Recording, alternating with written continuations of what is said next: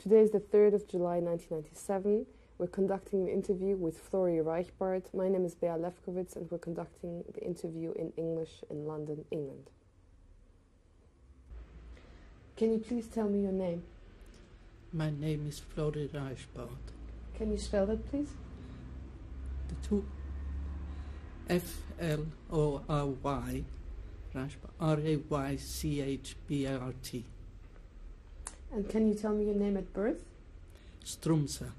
Can you spell that, please? Strumza. Do you have any other names? No. Do you have any nicknames? When they came, they started calling me Manoli because I didn't have any hair. So. What is your birthday, please? The 2nd of November, 1920. And how old are you? I'm 76 now. And where were you born, please? I was born in Saloniki. Can you spell that, please? Salonika. Thank you. Can you please tell me a bit about your paternal grandparents? Yes, well, they lived with us in Spain for about 6 years, I think. Yes, and then I left with them when the Civil War started in Spain. Maybe let's go back to when you were born, since you were born in Saloniki. Yes. Can you tell me about your family in Saloniki? Not a lot. I was only 5 months old at the time. So when I was 5 months old, we went to live in Germany. So I don't know much about my family in Saloniki at that time, from that time. What did they do in Saloniki, the grandparents? My grandfather was also working in the tobacco factory. And his sons, all his other sons too, plus my father. Can you give me the names, please, of the grandparents? My grandfather was called Yom Tov, and my grandmother was called Rachel. And the brothers of your father? He had a few brothers. Well, the younger one was called Alberto, then there was Isaac, then there was Jacques, David, Joseph, and my father Chaim. But he also had 2 sisters. And what were they called? One was Rebecca and the other one was called Bella. But of course at that time I didn't know them. Of course. And your mother's parents? What were they called? I didn't know them. I don't even know their names. You've never met them? No, never. So how come that your father moved from Saloniki to Germany? When my grandfather was working in the tobacco factory, one day the director came and he asked if any of his sons knew German. And my grandfather said, yes, my eldest son Chaim knows German. But he didn't know any German at all. Anyway, just the same, they sent him to Germany to work in Zuban, the factory there, as a tobacco tester. Soon after that, my father sent for us, for my mother, my brother, and myself, of course. And that's how we got to Germany in 1921. Well, my father started work straight away, but we had to have somewhere to live too, a family. So my father went to a restaurant one day to have a meal. Of course, he didn't know any German. He knew Greek or Turkish, Ladino, but that wouldn't have helped him in Germany. So he was in the restaurant, and the waiter came along. I don't know what he told him, but there was a man there, Sam Schmidt. He was sitting across on the other side, and he came over to help my father. I don't know how they make themselves understood, because my father didn't know any German, and Sam Schmidt didn't know any Ladino, he just knew German. But they got very friendly, and that Sam Schmidt asked my father to come and live on the first floor. They lived on the second floor in Aberlestrasse 1, I remember that. They lived on the second floor, that Sam Schmidt with his wife and 3 children, 2 boys and a girl. And we moved into the flat below them on the first floor, and that's how we got very friendly with them. They were very, very helpful. Was they Jewish? Yes. Can you tell me why your grandfather wanted to send his son to Germany? Well, I think he wanted him to better himself. I think so, I don't know exactly. But that was the main reason. What was he doing? What work did he do, your grandfather, in the tobacco factory? I think it was also a tobacco tester. The whole family was in that sort of business, trade. But they were employed? Yes, they were employed, yes. And my father worked there, and gradually my mother, I think, started learning German. But it was very difficult for her, because not knowing the language, and I was a very sick child, so it wasn't easy for her, or for my father for that matter. My brother was always the strong one. What was the name of your brother? Yom Tov. And I was in and out of hospitals. I even had my legs in plaster for 6 months. And my mother, as I understand, had a very, very difficult time. But somehow or other we all survived.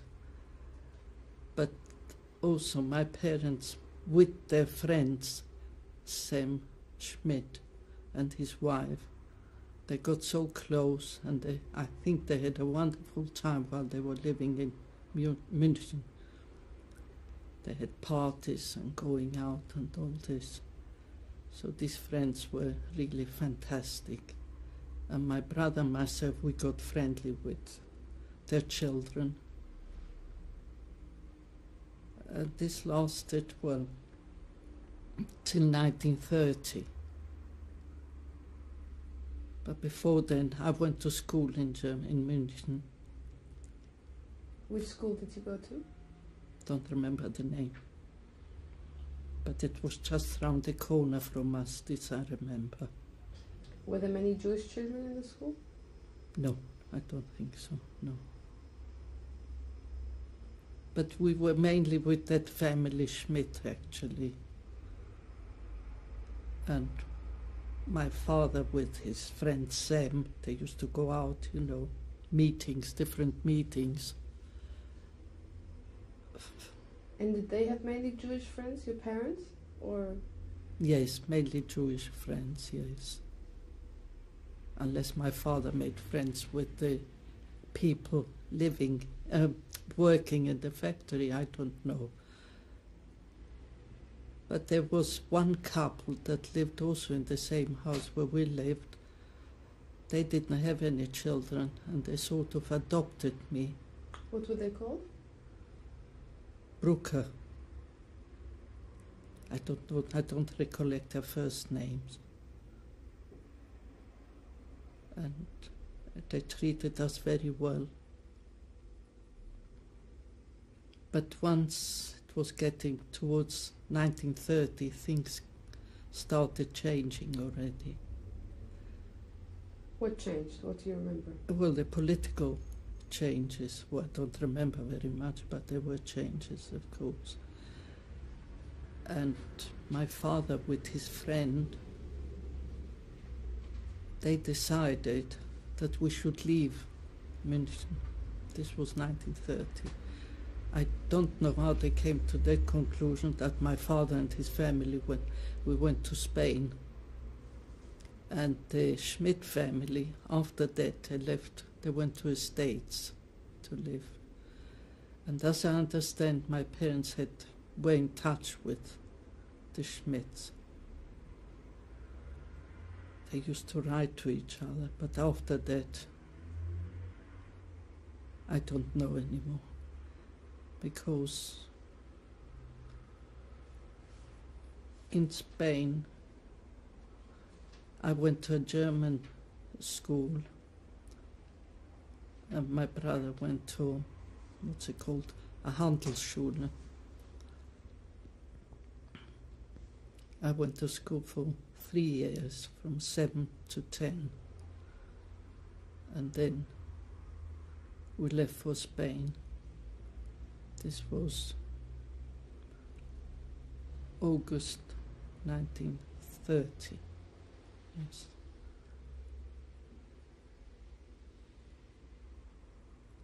Do you remember the day when you left for Spain? The day? I mean, can you describe what happened exactly? Not really. There was a big upheaval. Especially my mother had by that time learned German, so did my father. And then another upheaval. But in a way it was a good thing they didn't stay in Germany. But then we had this upheaval going to Spain, and I remember we stopped in Barcelona and we were in a hotel. I remember my father bringing a watermelon in, and I was so excited. I was playing like it was a ball, and unfortunately I dropped it. I always remember that. How did you travel to Barcelona? By train. And then we stayed there 2 nights perhaps in Barcelona. We went to Madrid. Just before we get to Spain, did your parents feel alien as, let's say, Sephardim going to Germany, living in Germany? Well, I think so, yes, but I don't know all the details, I'm afraid. I think they did fear to begin with. I mean, do you remember your mother saying that the food was different and that the... Don't remember. I know I enjoyed my food, although I was very skinny. Did you used to go to the synagogue in Munich? I'm afraid I have not much recollection of that. I know there was a synagogue, of course, because my brother was bar mitzvah there, but it's a blank, I'm afraid. Don't recollect anything. Were there any other Sephardic Jews in Munich at that time, whom your parents met? Not as far as I can remember. Do you know how your parents met? Not really, no. Was it an arranged marriage? I think so, yes. Yes. At that time, yes. But I've never seen any photographs or anything like that from my parents, never. And they never spoke about it, really.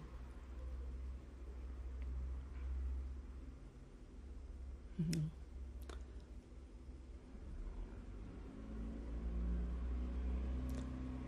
You know, after all these years, lots of things are just a blank. And then again, I wasn't such a long time with my parents to really get to know them, because when the Civil War started in 1936, my parents sent me away with my grandparents. And also at that time, my father tried to do some business, which he started a wholesale place with dental instruments. He started in Spain.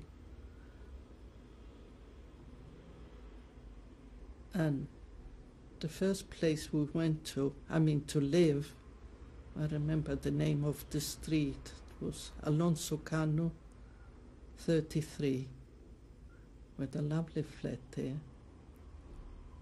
I also remember sitting on the balcony eating cherries with cheese. Did you have any friends? Did your parents have any friends or family in Spain? By that time, yes, they did make some friends, yes. Initially, was there anyone before you came? No.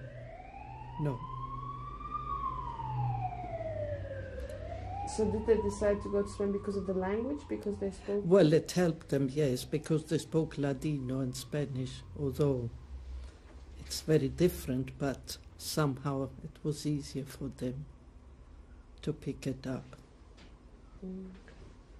Just one more question before we speak about Spain to Germany. Do you remember any anti-Semitism at school in Germany at that time? No, I don't. Not at that time. I don't remember that. No. Did you have any negative experience? No. As I said, lots of things are just a blank. Is it because I don't want to think about it and the mind just shuts it off? Or I just don't remember. I can't tell. Right. So what do you remember from Spain, from those years? Well, from Spain I remember a bit more.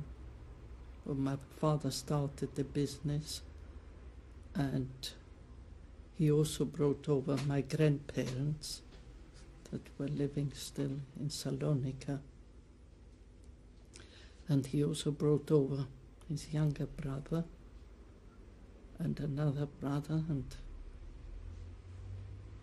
and another one followed, and his sister, who was married, and he was the accountant in the business. His brother-in-law was the accountant in the business. And the others used to travel for our firm. What was the firm called? Good question. Don't remember.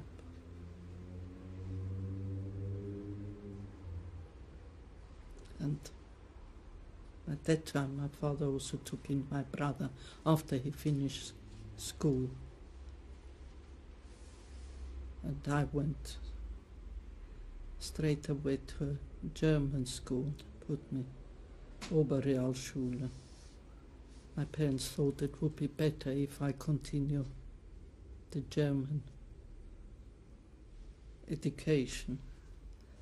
But I intended going to university later on, and I was told that the school I was going to doesn't help me very much, so I had to go to a Spanish school and start from scratch.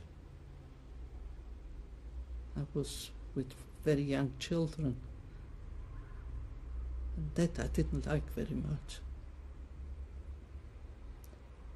So I went to a Spanish school for 3 years, and then the Civil War started in July the 18th, 1936. And then my schooling was finished. I didn't have any more education.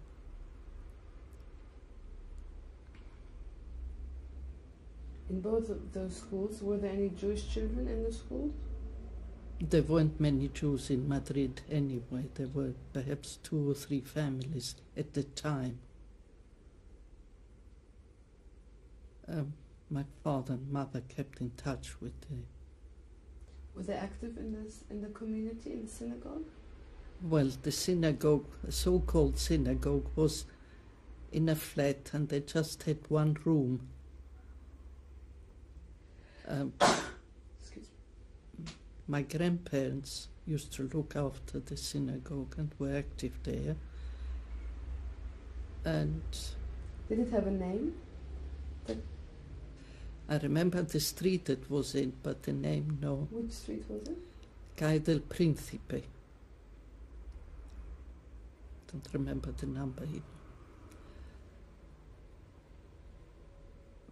But we used to get together for Jewish festivals with my grandparents. They also lived there.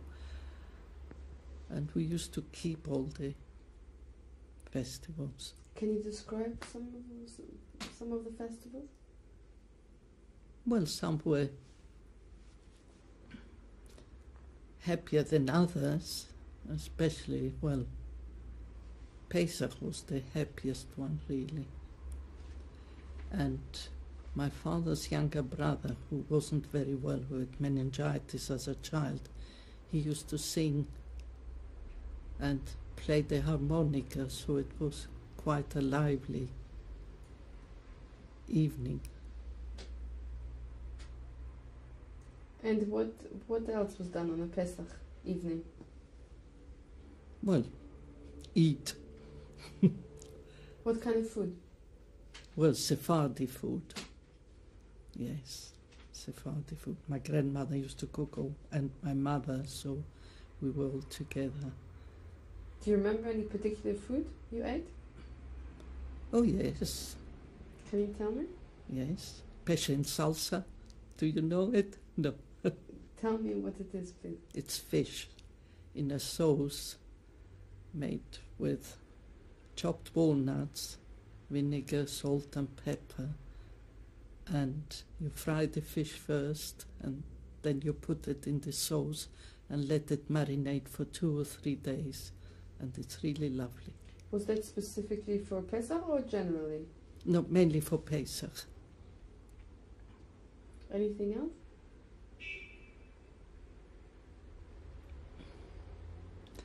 Rice. They always cooked with tomatoes. I still cook the same here. And vegetables, aubergines, courgettes, all this sort of thing. And we also used to eat, what's it called? Seafood. I know it's not kosher, but it was beautiful. It's really lovely. My mother was a very, very good cook. More for savory things than sweet things.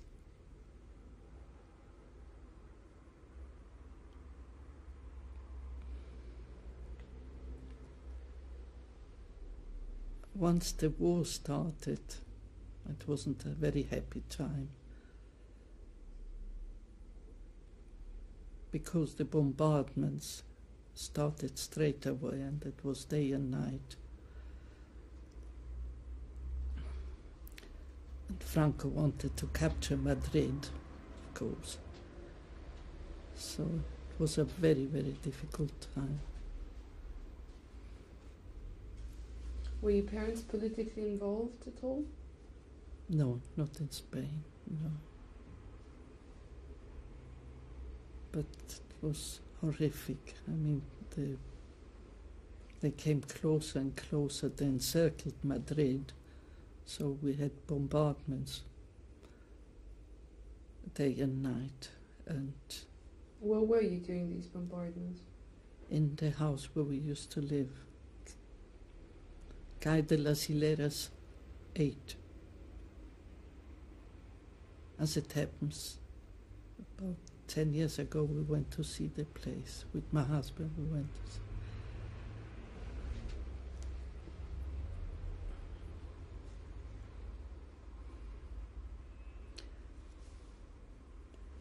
Food was getting shorter and shorter as Madrid was encircled, so food couldn't come in.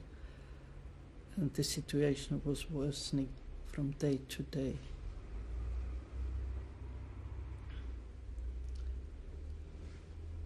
So my parents, well, more my father and his mother, decided that we should leave Spain because it would be easier for them later on to leave. But there were quite a few of us. My father's brothers and his sister and her husband and 2 children. But I had to go with my grandparents, although I didn't want to go away.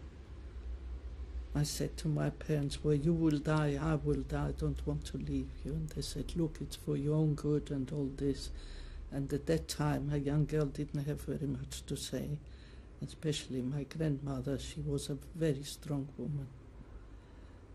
She said, unless Flory comes with us, we are not leaving Spain either. I cried day and night, I cried. I didn't want to go. But in the end, I left. So we went to my grandfather, grandmother, my uncle, myself. We went to Valencia. We went by boat to Marseille. I don't remember how long the journey lasted, really. We arrived in Marseille, where my grandfather had a brother and his wife, of course, and children. So my parents thought I could stay in Marseille. But unfortunately, it didn't work out this way. What were the names? Stroumsa. He was called Moshe Stroumsa, and his wife was called also Rachel. As it happens, the wife of my grandfather's brother with my grandmother were cousins. We stayed there for not very long time, I don't know, a week or 2 weeks, and we had to continue the journey. Why couldn't you stay there? You said it was impossible. Because they really didn't want me there. What happened? Again, my grandparents decided to go to Bulgaria, where my father had brothers living there and 1 sister.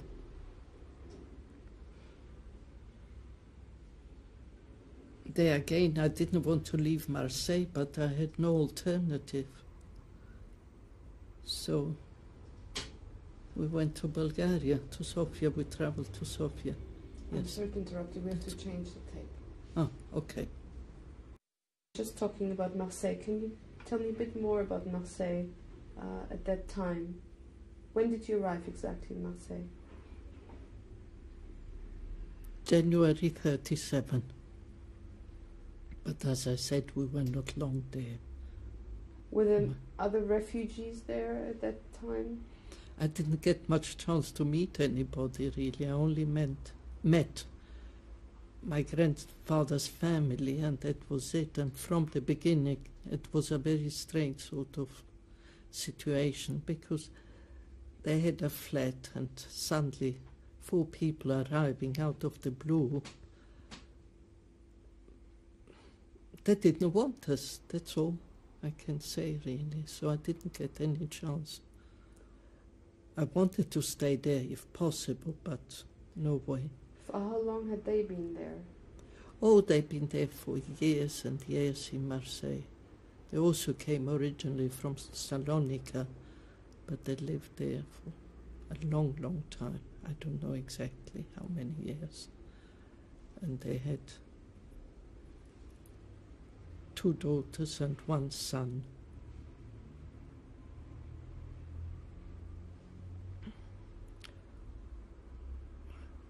My grandfather's sister-in-law, she said straight away, as a young girl is here, I don't want her here, because she had a young son.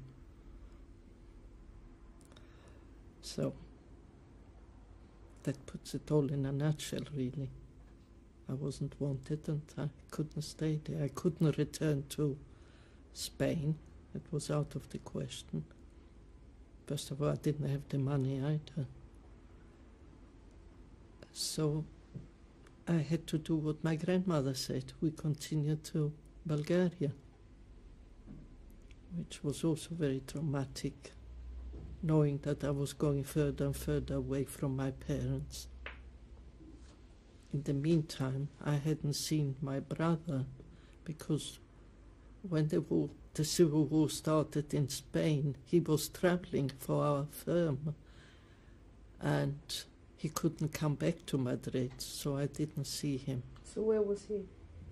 I think it was the southern part of Spain, I think Seville. And no communication, of course. We didn't know anything, where he was exactly. So that's one of the reasons I didn't want to go further away from Spain, but that's how it was. I had to. So we traveled to Bulgaria by train, of course. It took ages to get there.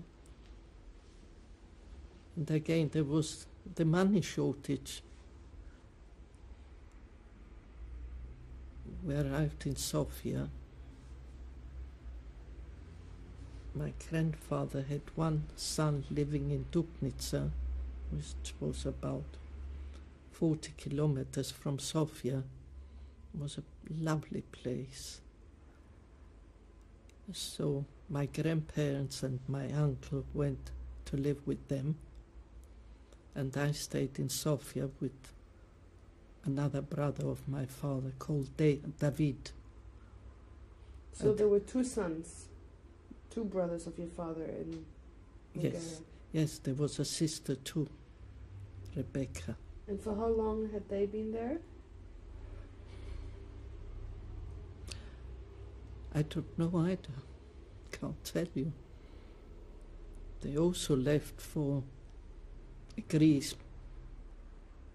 Also, but they worked in the same sort of a tobacco factory. They worked also in Bulgaria in the same sort of. It's very difficult for me to really explain everything because there are lots of things that I don't know. I never knew them. So I stayed with this brother of my father. They were very nice, very kind, and they had two sons. One son was about 2.5 years, and the other one was older. He must have been 6 or 7. The younger one still lives in Israel, but the older brother, Eliyahu, he died during the War of Independence in Israel.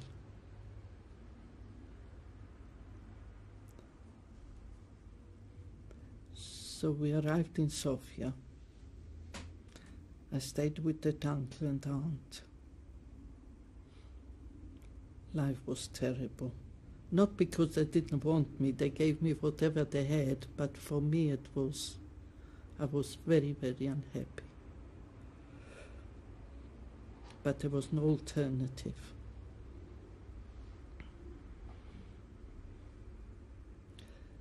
And also they had a very small flat. I had to sleep in one bed with the boys, which I didn't like one bit. And the facilities were terrible. The kitchen, there was no bathroom. And the winters in Sofia are really, really cold. I didn't have enough clothing, but I didn't have any money either. So really for me, the suffering started already in 1936. Once I left, I had to leave my parents.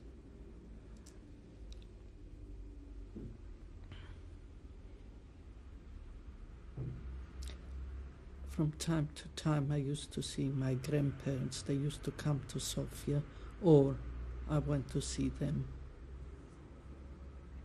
But I felt so isolated. I didn't have any friends because I didn't have many clothing. I didn't have any money to go out. So I was mainly with the family. And my aunt, Rebecca, she had 4 daughters. They were quite well off. My uncle had a hairdressing salon, the Main Street in Sofia. Don't know what the name is. So we used to get together, but there wasn't any warmth really. I was getting more and more unhappy every day, but what could I do? There was no alternative for me. And then things started politically deteriorating, or it was going towards 1939. I was in Sofia 2 years and 4 months. Usually I was with the family. Did you work? I did work, but I wasn't allowed to work. I could earn a bit of money, but it was peanuts. Why weren't you allowed to work? Because I was a foreigner. Which citizenship did you have? Greek. I always had Greek citizenship. Throughout the time in Germany and in Spain? Yes, yes. In Bulgaria, in Saloniki, all the time, right through. Till we came over here, 48, I think. So you couldn't do any other work, any proper No, work? it was just through a brother-in-law of my aunt that I helped a bit doing odd things, but that wasn't sufficient. And, you know, at this stage I was already 17, 18. Couldn't buy anything, I couldn't do anything.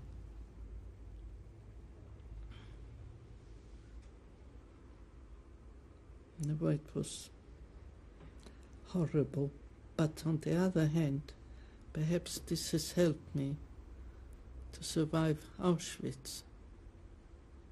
I don't know, I'm just guessing. So coming back to Bulgaria, I remember my cousin that died in the War of Liberation in Israel. Before going to Israel, he had a very bad accident. He was terribly in such a state.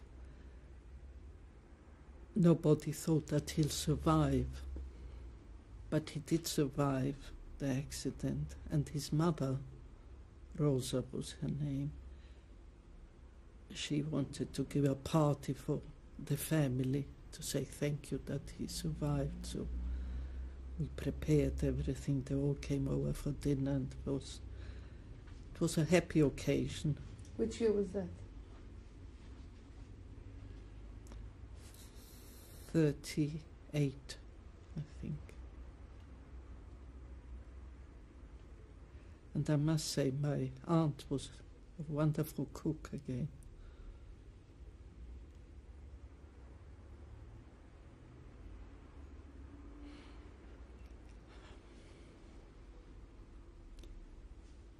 And as I said, things were deteriorating, the political situation. Then they said that all the foreigners had to leave Bulgaria. There was somebody who wanted to marry me fictitiously, only to be able to stay in Bulgaria, but my grandmother didn't allow it. You came with me and you are going with me. So that was... Which day did that come out, that law, that everyone had to leave?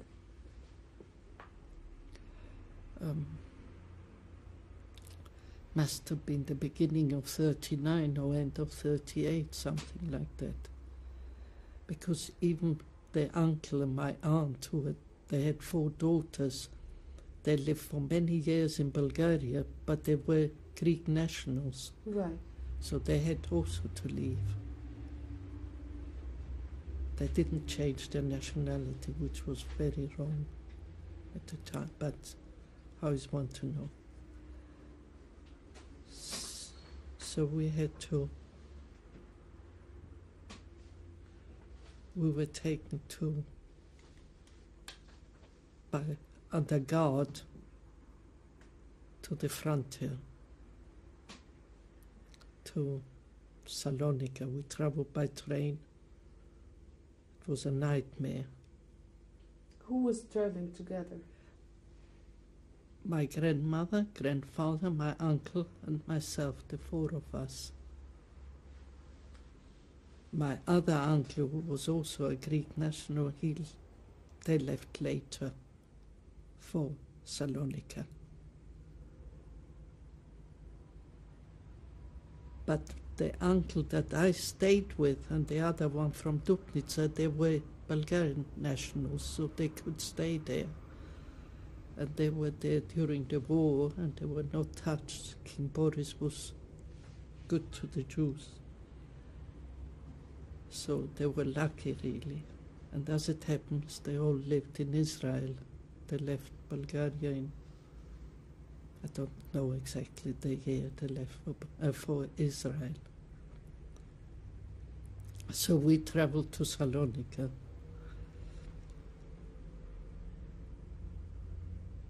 My mother had an uncle there in Saloniki. He was married, but they didn't have any children, so I had to go to him. And my grandmother, I think from the synagogue, they gave her somewhere to live provisionally. Can you tell me what you remember when you arrived in Saloniki? Don't remember a lot. Perhaps my mind also went a blank too. I know one thing, my grandmother was crying, we were all crying, not knowing where we can stay. But as I said, I went to my uncle. I didn't stay for a very long time. They were a strange couple. They only had one room. So I had to sleep in the same bed as they slept, which wasn't. By that time I was already 19 years old, so I was very, very unhappy. Where did they live in Saloniki? Sieni 51, 151, they lived there. Can you tell me about that neighborhood a bit? What were your impressions from that neighborhood? Not very good impressions. Where they lived, where they had the room, there was a communal kitchen, and everybody, there were about, I don't know how many, 6 or 8 families. Everyone had one bedroom and a corridor and a communal kitchen, and that was it.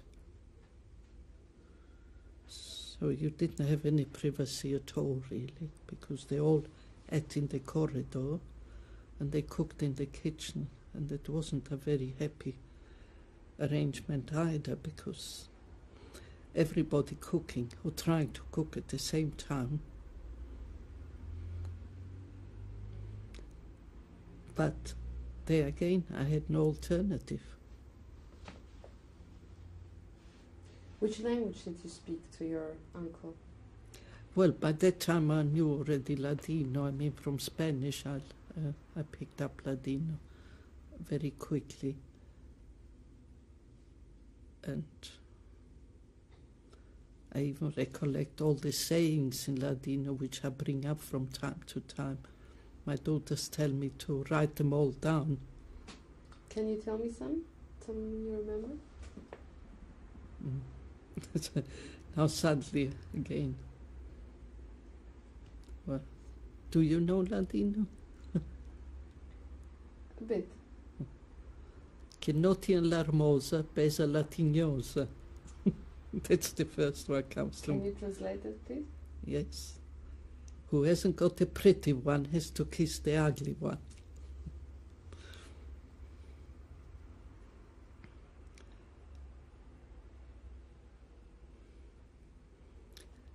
in the end was staying with my uncle. His name was Abraham. I don't remember his wife's name. As I said before, they were a strange couple.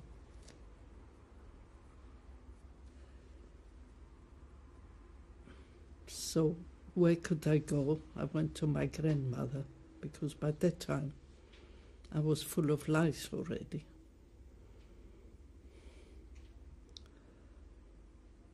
And my grandmother, she had also one room and a communal kitchen, and she lived in the Vardal. So I went back to her. What kind of neighborhood was that? Can you describe that neighborhood as well, please? Well, not a very rich neighborhood. It was a rather poor neighborhood. And the house,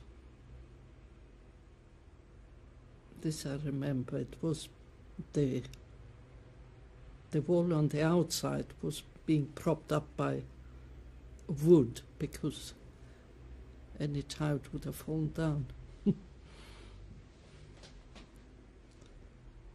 So I stayed with my grandparents, and also it wasn't a very happy, because there again it was also like a corridor, and we all ate together. There were 4 or 5 families, and their husbands used to work on the port, hamales. What did they do exactly, the hamales? Pardon? What did the hamales exactly do? Well, they worked in the port, you know, to unload or load up the ships. They used to come home worn out.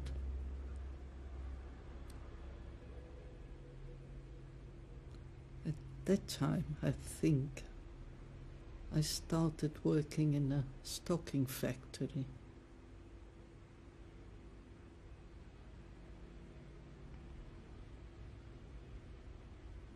Not for very long. I wasn't there for very long. This must have been 39, 40, 1940.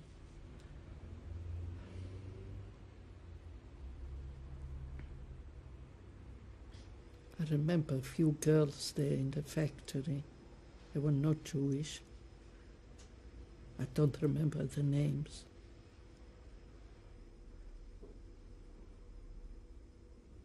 And the Ford lady, I remember her, but not her name. As I said, I wasn't there for long.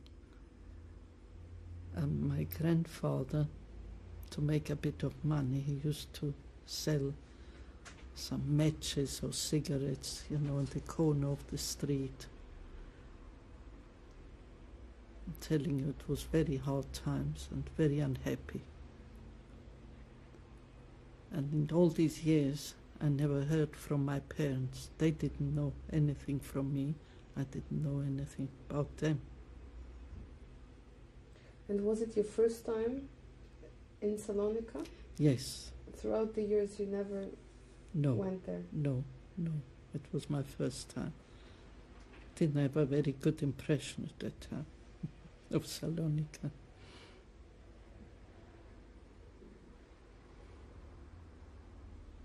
Did you have anything to do with the community?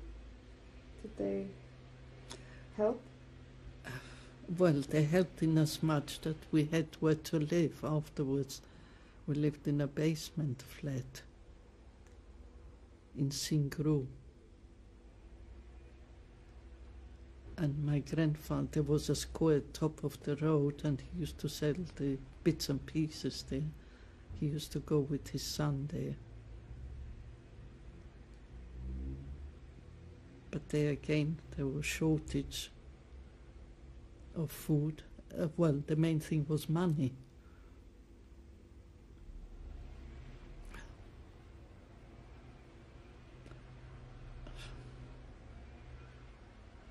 Looking back on it, I think this gave me, or made me, get used to worse times. which I experienced afterwards. I think so.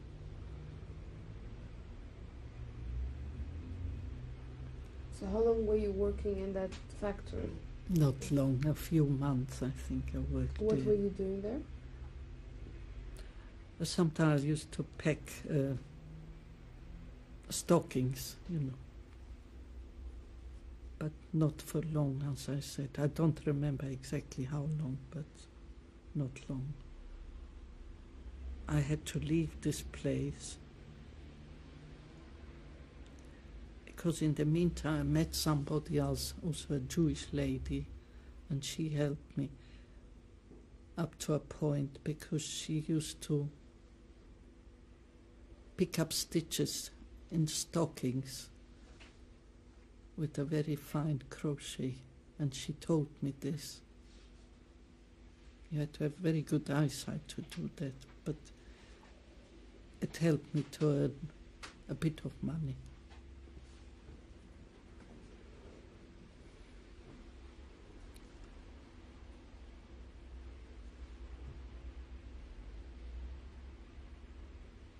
We're getting closer to 41, that's when the Germans came in to Greece. It was the most frightening thing.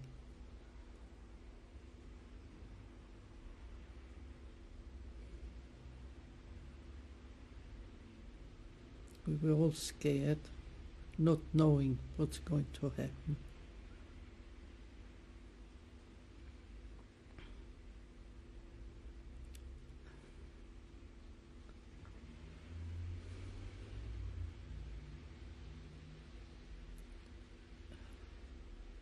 I remember my grandmother, she got ill one night in Saloniki. We were already living in the basement. And she got peritonitis, so in the middle of the night I went to look for a doctor. And the Germans stopped me already, so I explained to them.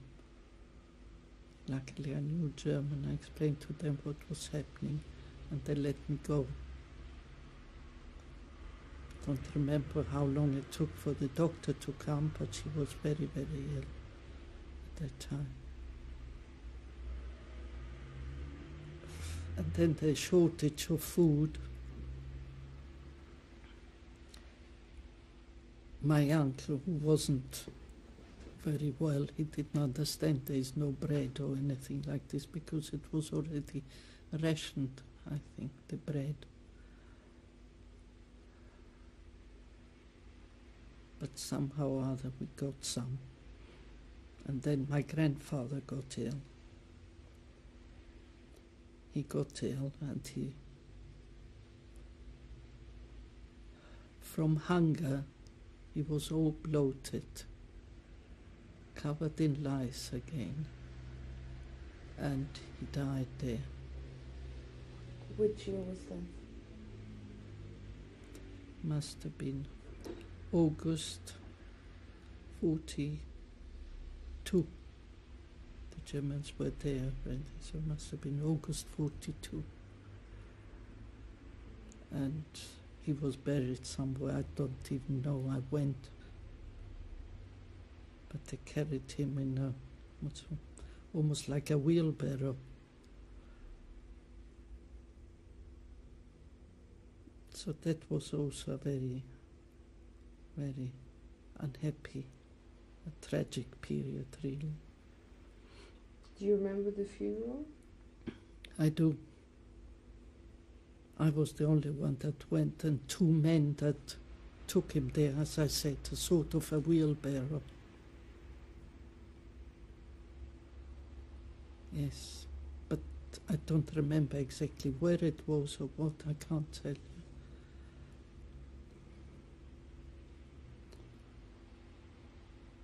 And then the fun and games started, really.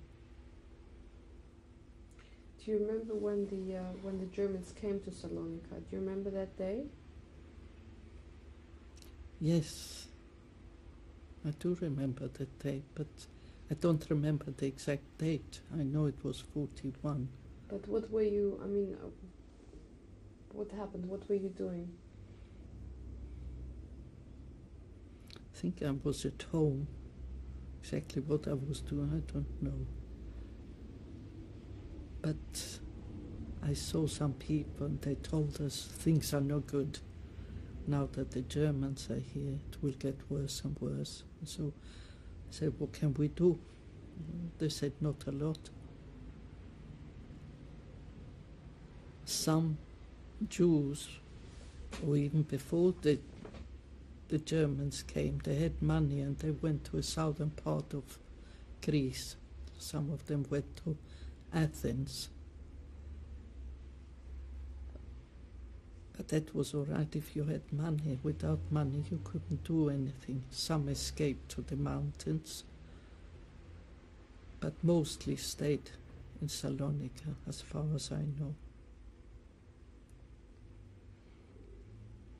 Don't remember exactly what year I started to work in a bookshop called Molcho. It wasn't very long before the ghetto started, I think. But I worked there as an interpreter. Oh, I missed something. We will change tapes now. Oh, okay. Talking about Salonika and when the Germans came. I don't know how long it took us to be sent to Volos. I don't remember since they came in till we went to Volos. There again, I went with my grandparents. No, I don't remember whether my grandfather was with us. Perhaps not, I don't remember.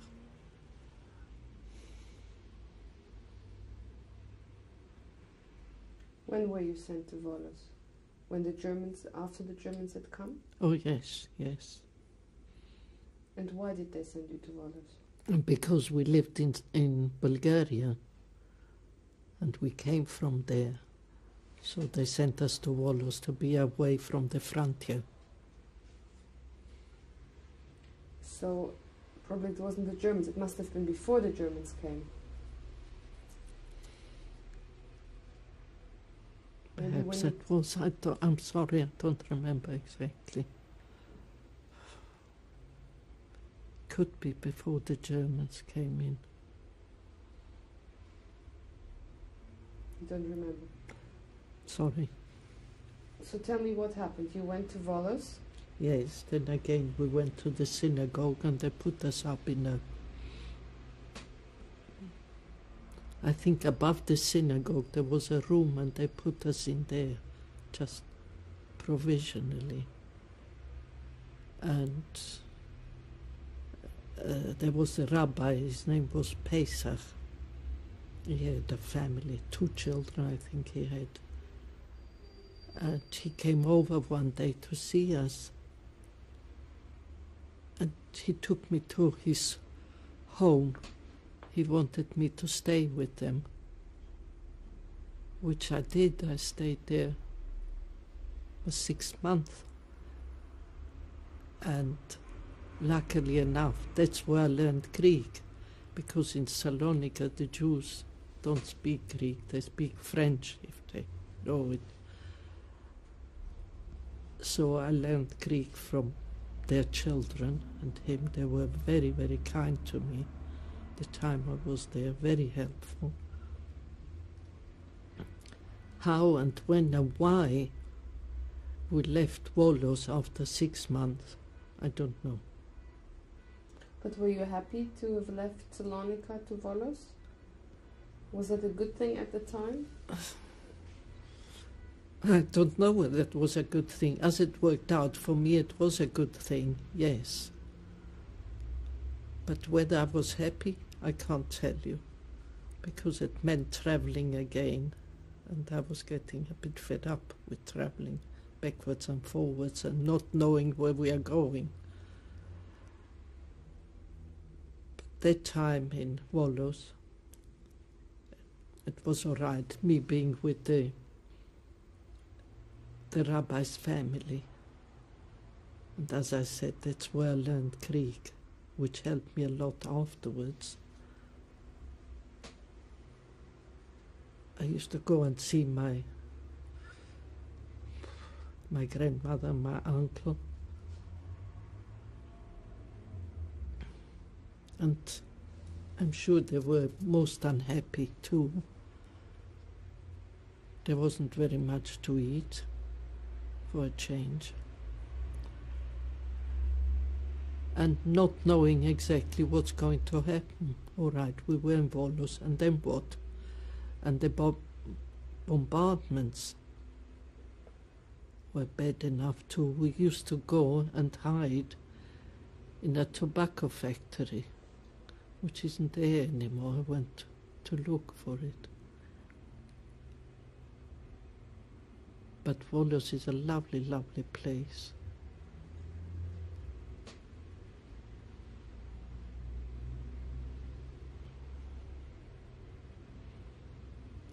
And then, oh yes, I met somebody there, a Greek Jew. He was a solicitor. He came from Athens and he was in the army, but we got friendly. I used to see him. He wanted to marry me at the time to be able to, to stay there. But again, it didn't work out.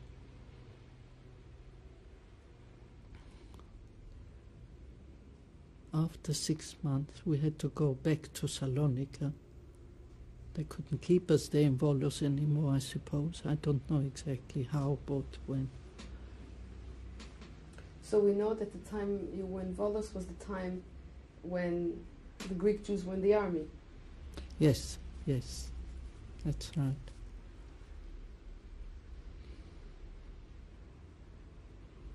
I still got a letter from him in Greek. I can't read it or now.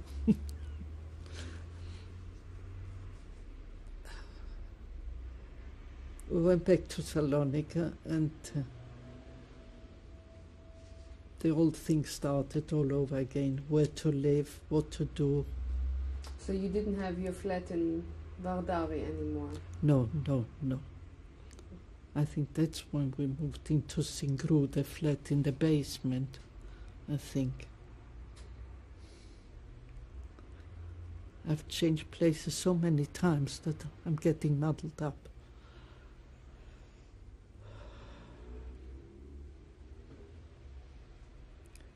And that is when I got working again for the bookshop in Saloniki called Molcho. How did you find that work? Don't know, don't remember. I suppose they were looking for somebody who knew Greek and German at the time, because I worked there as an interpreter.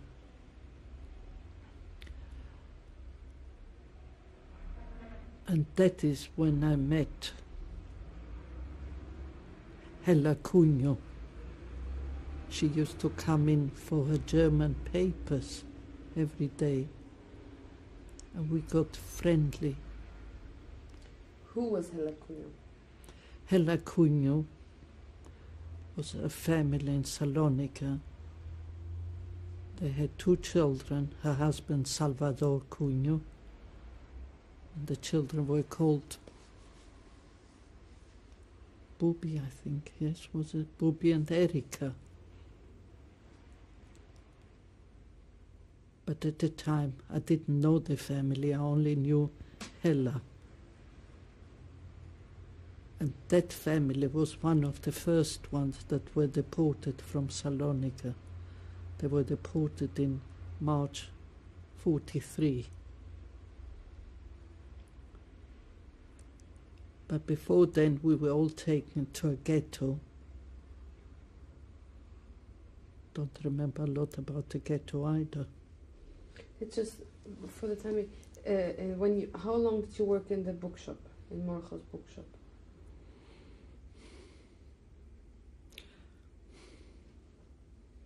roughly? A few months, Yes. perhaps. Can you tell me about the bookshop? Well, what I remember, it looked big to me, and I was in a way happy to be working there because I could earn some money. And also I used to be out of the flat where we used to live.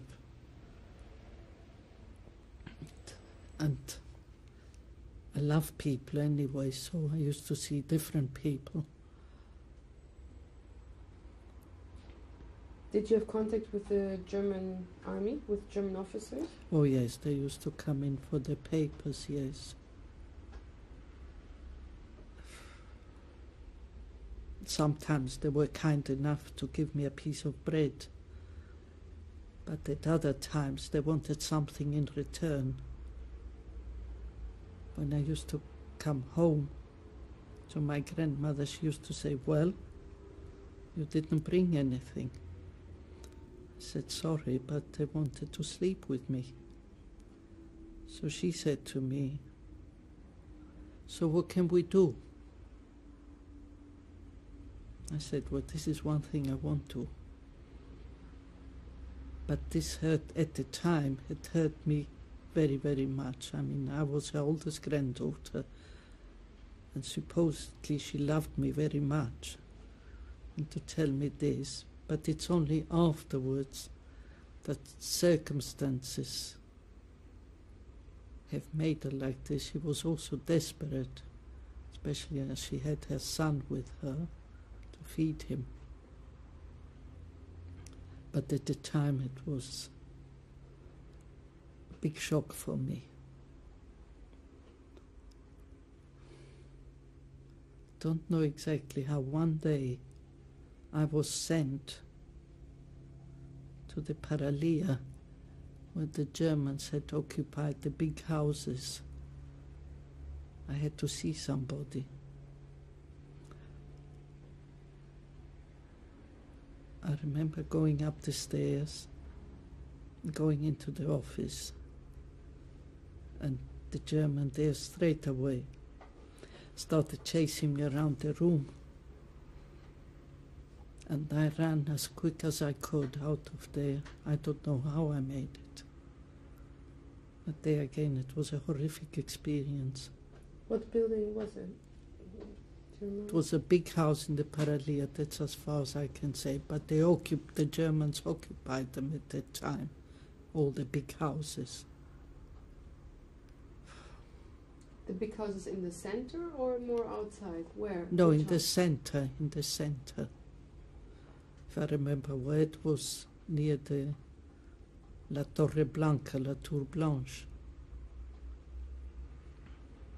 Did some of the German officers live with the Jewish families, or did they? No, they occupied different houses, so that's where they lived. I mean, it's only the higher ups. I think the soldiers just lived in barracks. That wasn't a very nice experience either. Yes? Did you have any other contact with the Germans, with the German army? Yes, well, every day while I was working there, only till... And then we were in the ghetto later on, which was late 44, I think. No, what am I talking about? 42, end of 42.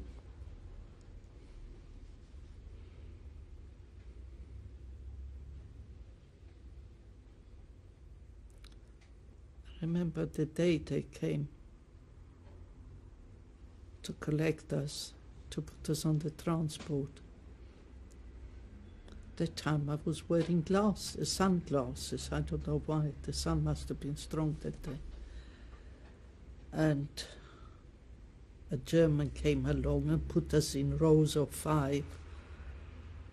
And he hit me across the face. And of course my sunglasses fell on the ground. I always remember this. This was my first thing with the Germans, the worst one so far. I mean, being hit by them.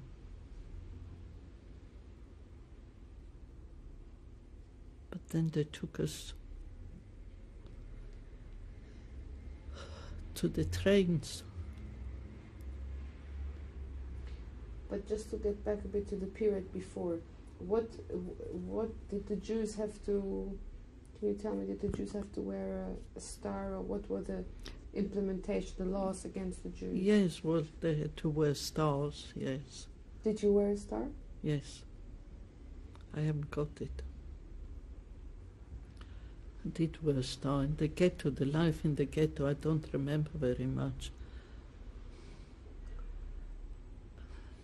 So you had to move from your flat? Yes, yes. And to where did you move to? Well, to the Baron Hirsch, the area there, and where we lived and where we slept. Sorry, I can't say, I don't know. It's all a blank again.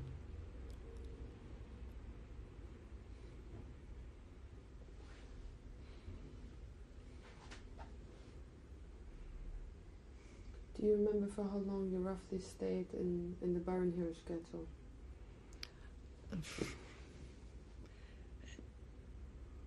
End of 42, perhaps even beginning of 43, till we were deported in April. There aren't many things that I remember from there. Do you remember a bit earlier when the Jews were called to come to Platia Eleftherias, the Freedom Square? Yes, well, there was so much going on, and screams and cryings and what's going to happen. Nobody knew exactly what was going on. And the commotions, and one was going right, the other one was going left. They didn't know what to do.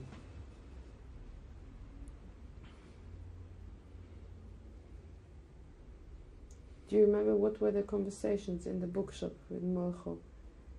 What was the general atmosphere? Well, the general atmosphere was very worrying, because they didn't know what was going to happen, how long it would be till they were taken to a concentration camp.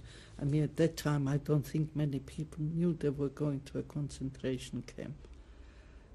But everybody was very, very concerned. And you could feel the atmosphere in the streets, very depressing.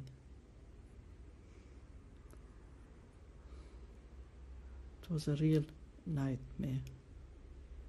There were plenty more to follow.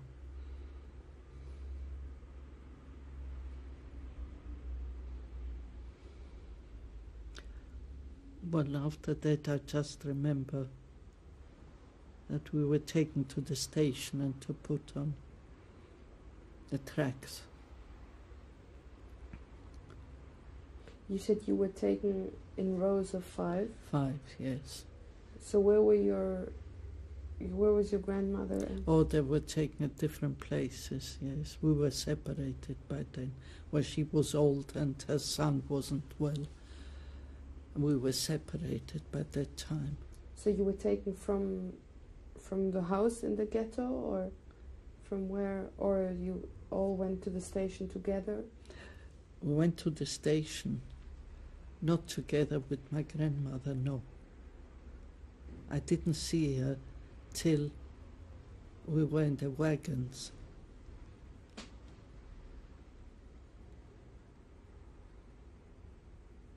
That was, to begin with, a most horrific experience.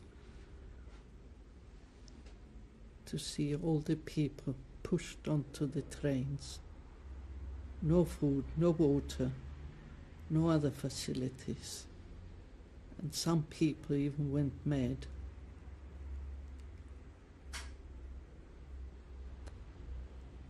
We traveled like this from the 7th to the 14th of April 1943. How many people were in the wagon with you? That's a good question. 80, 100. We were one on top of each other, really.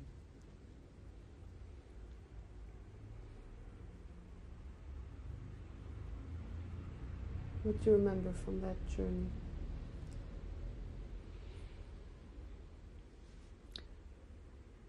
I was with my grandmother in the same wagon, and she was crying, what am I going to do with Alberto, her son?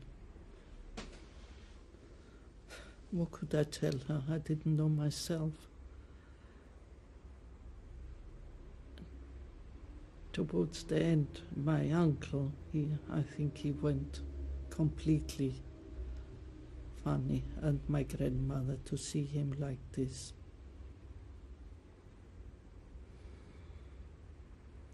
Perhaps they were luckier than others, I don't know. But then again, they also went to a crematorium. They took them out from the wagons and pushed them into a crematorium.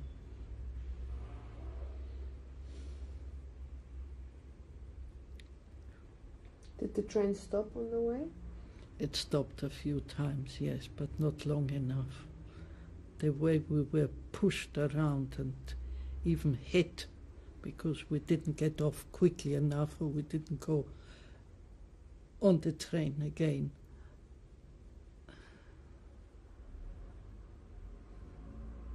I don't know how a human being can take all this and be able to live afterwards and be able to tell the story.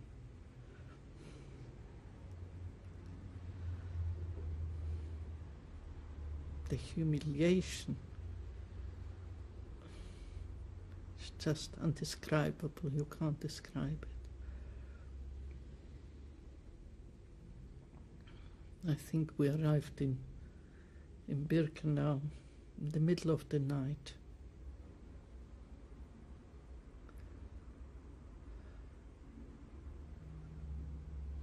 The first thing I saw is on the gate, Arbeit macht frei. We didn't know what was going to happen to us.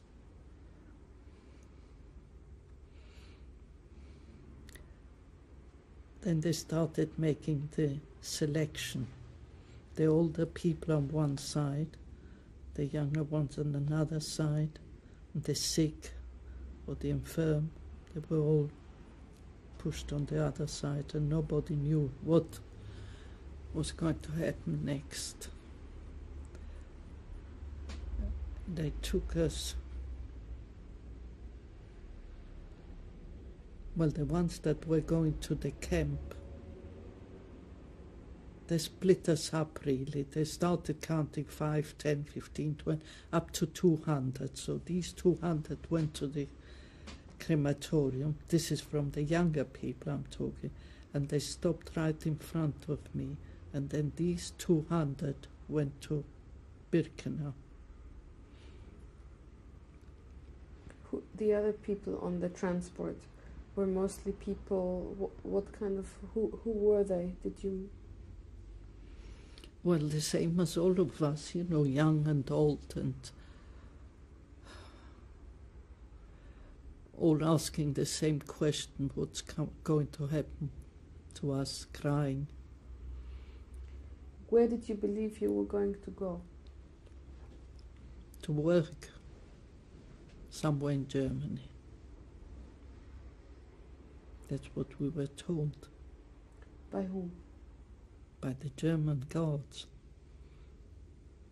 The ones that wanted to answer us, some didn't even answer. Did you ever meet Rabbi Koretz? No. Where was he from? Okay. Sorry. Saloniki. So you never met anyone who worked in the Jewish Community Council at that time? Not as far as I can remember, no.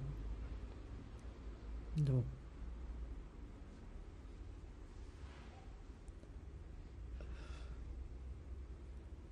when we got to Birkenau, we were taken to the showers. They've taken all our clothing away. They cut our hair and they tattooed us.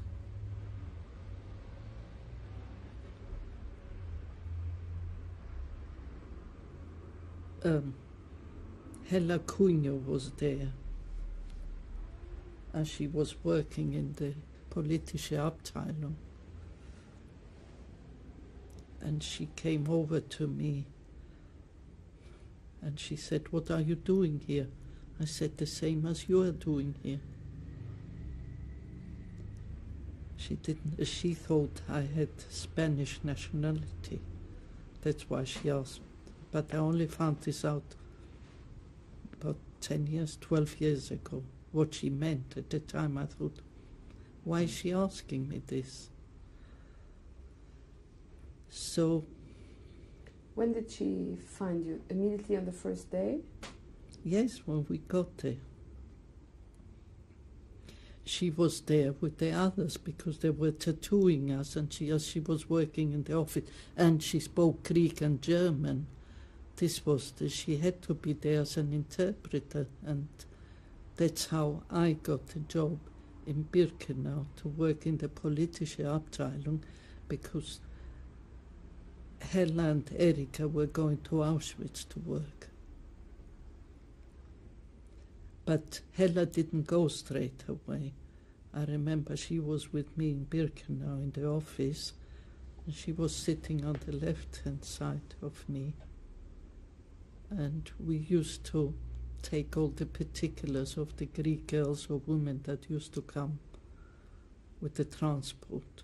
And mostly the first thing they asked, "Where's my mother? Where's my father? Where's my brother?" How can you tell them? Because I found out straight away. How did you find out? Because we saw the crematorium and we saw the smoke coming out and the smell was horrific. But of course we didn't tell them where their parents went or their children.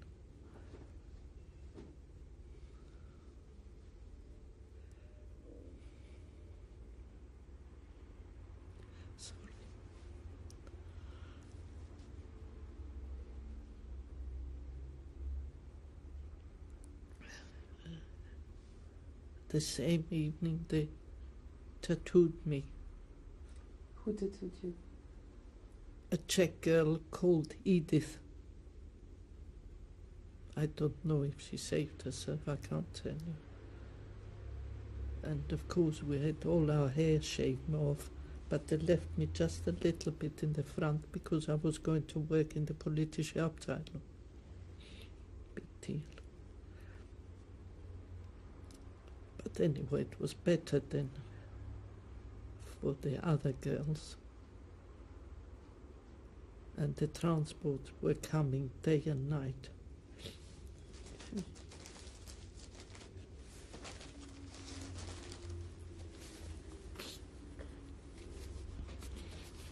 So we were really busy. What details did you have to fill in?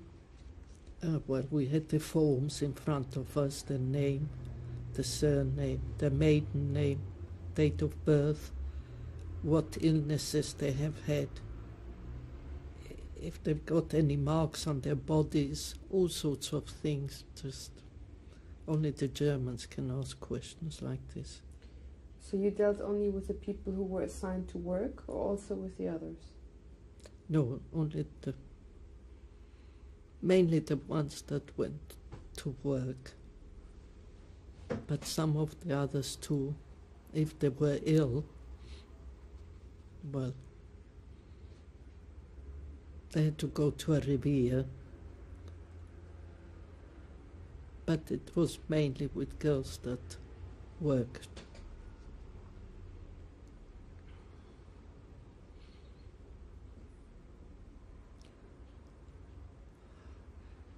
From the politische Abteilung, Every day we had to go to the gate to count the ones that were going out to work and the ones that came back. And if somebody was missing, we had a zählappell for hours and hours standing there, very often in the cold, in the snow, in the rain.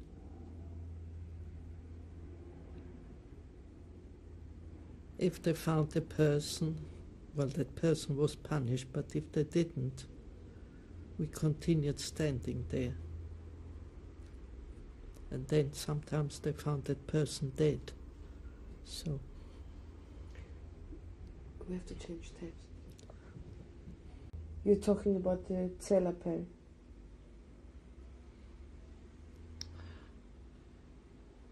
This was June or July 1943. I was at the gate again, and the girls were coming in from the Außenkommando. And I hear one of the Greek girls say to me, "Flory, I've seen your brother." Well, at that particular moment I couldn't do anything because we were still on duty. But can you imagine what they did for me? Me not knowing.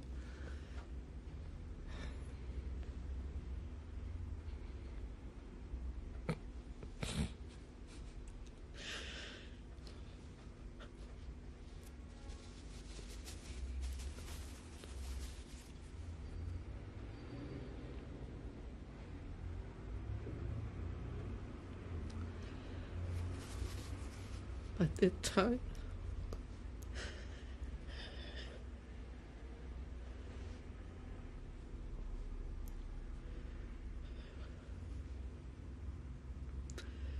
I hadn't seen my brother for 7 years. And there comes this Greek girl and she tells me that she has seen my brother. I said, "How did you know my brother?" Well, not at that particular moment because we were not allowed to stop them. But after the zählappell, I went to the block where she was and I said, "How did you know it was my brother?" And she said, "He asked for you."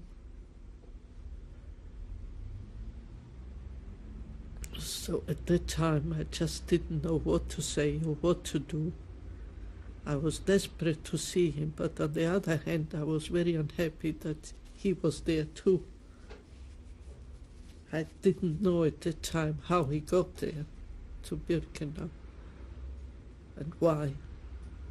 I thought he was still in Spain.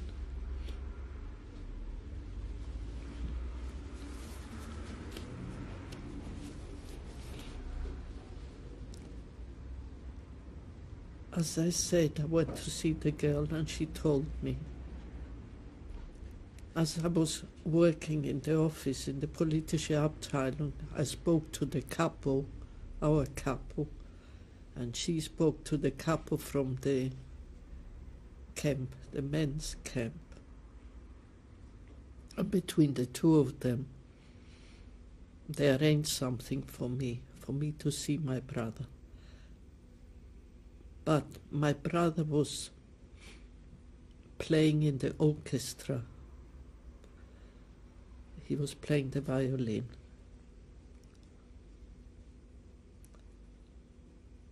And the capo arranged that he should come one day with the Außenkommando to the Frauenlager and I should meet him.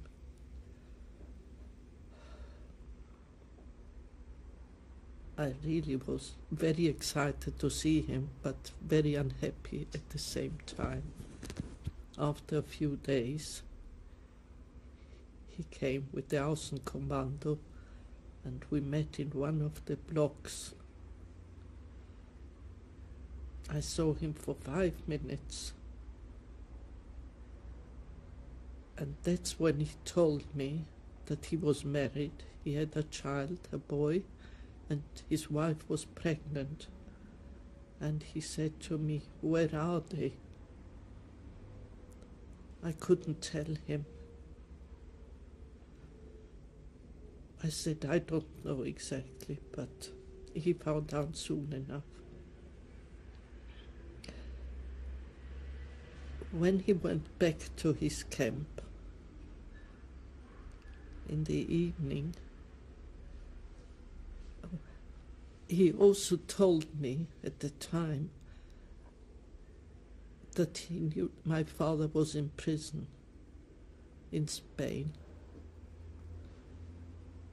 I couldn't work it out how it went because I only saw him for a very short time. But after he went back to the camp in the evening,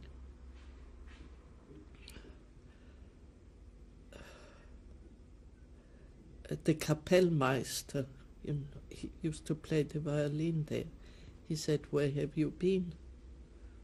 And so he said to him, so I've been told this story, I don't know exactly, but so I've been told. My brother said to him, they took me with the Außenkommando in the Frauenlager. And so he said to him, why didn't you ask me? So as a punishment, he was hit for I don't know how long. And he was hit so badly that he was very ill after that. He was in a revier. And then somebody told me that they sent him to Warsaw with the Aufräumungskommando. And after that, I don't know anything about my brother.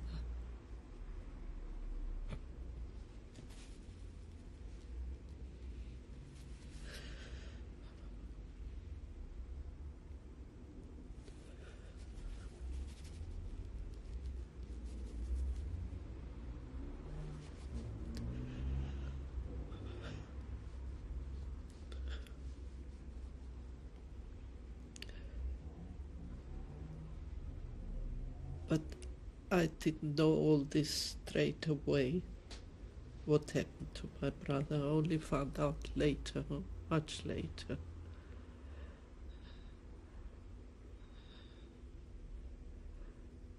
And life in the camp continued, as usual. But the end of 1943, December 1943, I got typhoid.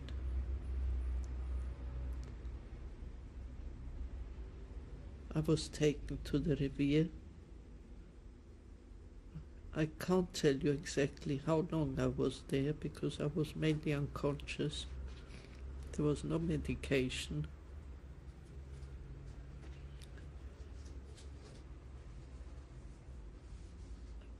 But I believe that I was there till January 44.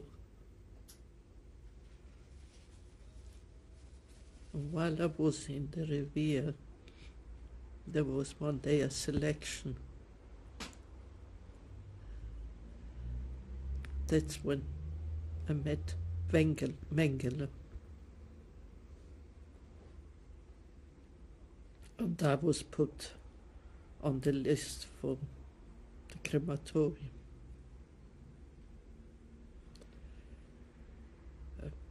We all had to get out of the bunks and stand up. We couldn't stand up, we were so ill and weak. The two girls that worked there as nurses, they were holding me up. But just the same, he put down my number for the crematorium. Exactly, I don't know how it came, but so I was told.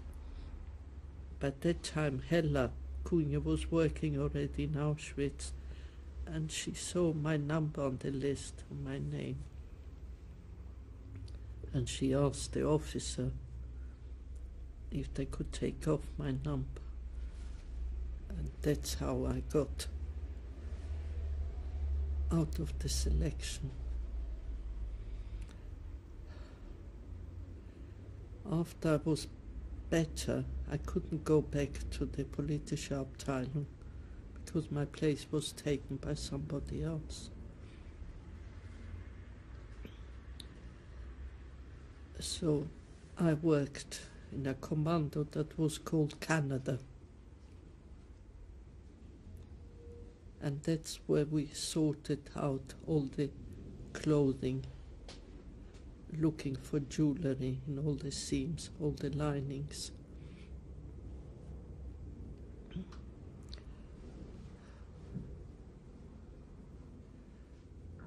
Used to work there from morning till night, and all the clothing came in, mountains of it. And we had to go through each one of them and we found plenty of jewelry and money.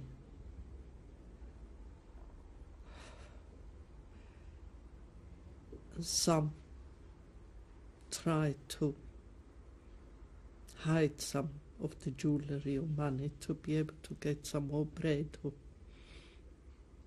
But if they were found out,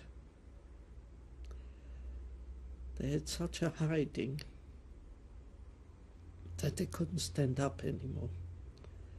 And it has happened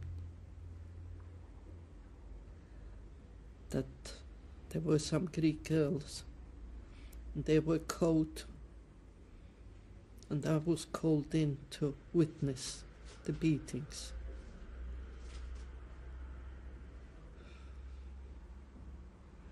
Never want to see that again. And I couldn't say a word.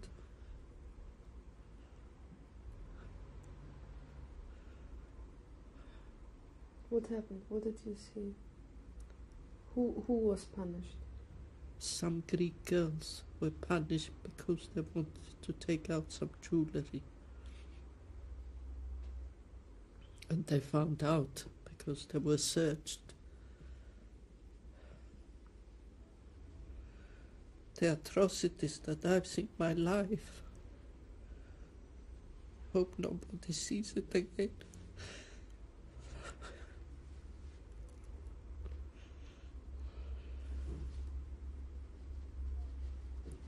I shouldn't say my life, I should say 2 years in Auschwitz.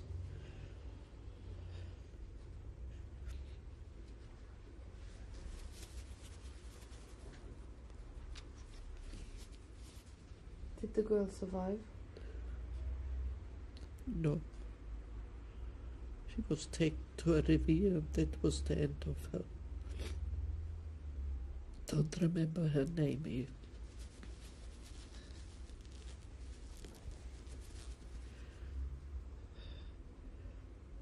I worked there for a few months.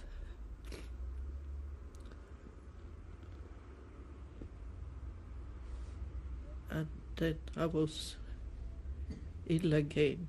I had boils all over my body.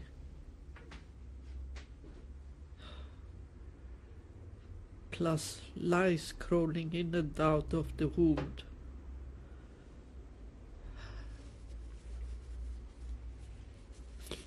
So I was taken again to the revier. The only thing they gave you there was an ointment called ichtiol and paper bandages.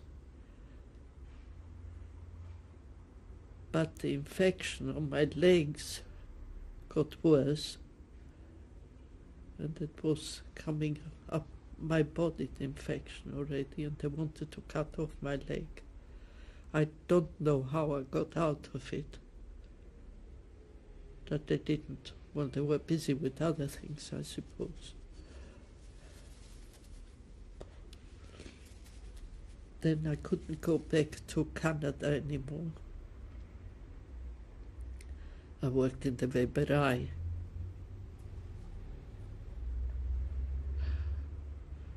We had to make plats so many meters a day.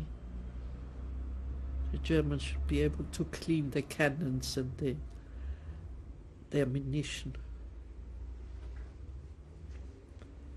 And they were so hard because it was mainly leather and very thick string. We had corns on our fingers. This was in the winter, I remember, in the block we were. We didn't have anything to drink. And the snow was melting and it was dripping down. We used to open our mouths to get a bit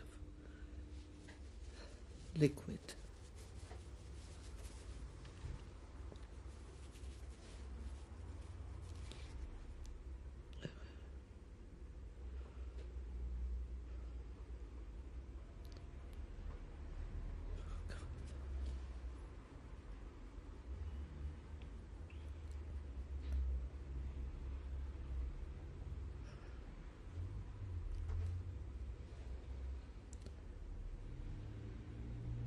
After that, I don't remember, I must have worked in an Außenkommando.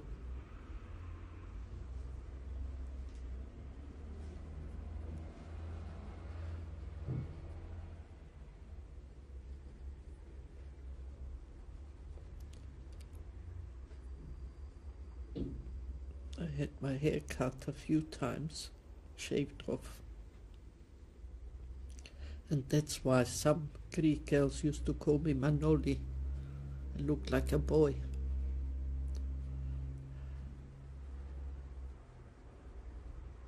And why the name Manoli? It's a Greek name of a boy. I look like a boy, so they called me Manoli, just for the fun of it.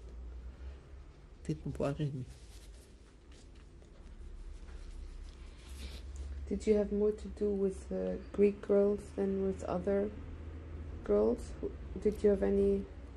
No, I was mainly with Polish girls.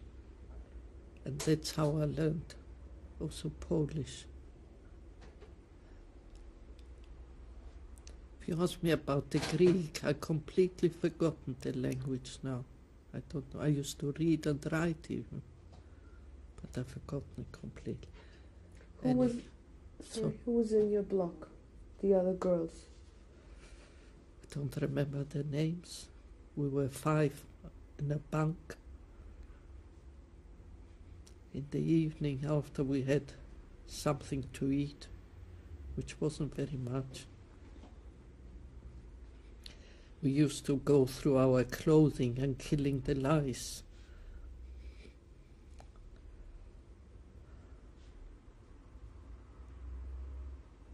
The blankets nearly walked away with the lice. We had one blanket each. On the bunk there was some straw. We had to get up early in the morning, 4 o'clock. They used to give us coffee, so-called coffee.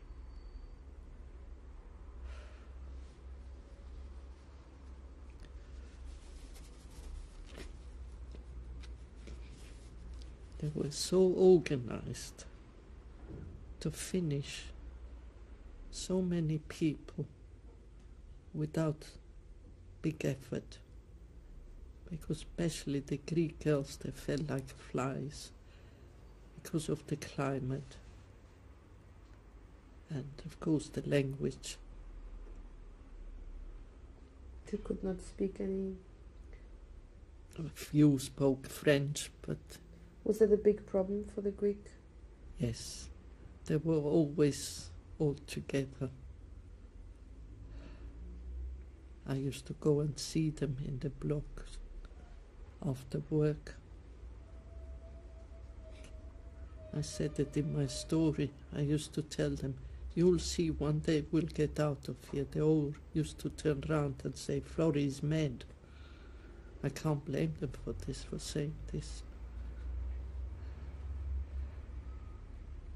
After all the suffering, a few times I thought I must finish my life. I can't take it any longer.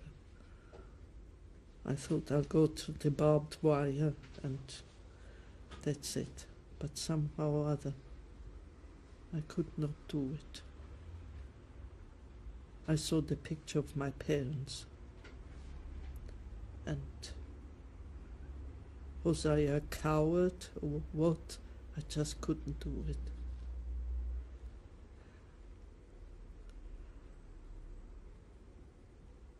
And at that time, I was still hoping to be able to see my brother, or I'd send him to the Aufräumungskommando in Warsaw.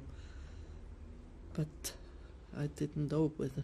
At that time, I didn't know the story really.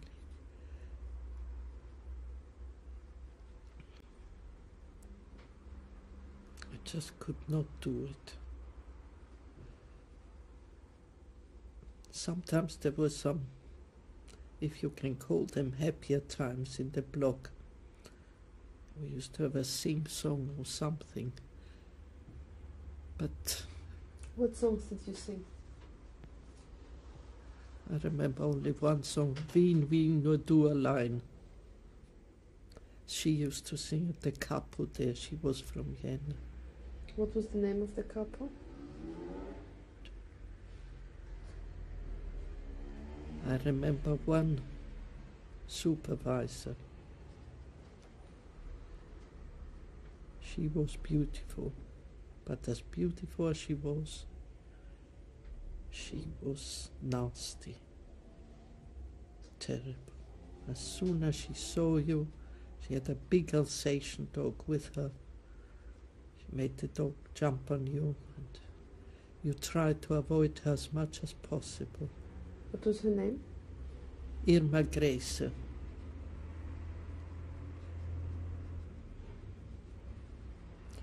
When you saw her, you used to avoid her eyes.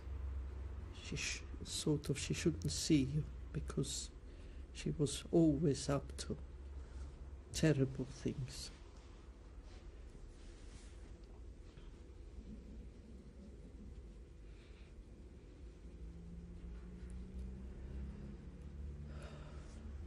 Tell me, why am I doing this?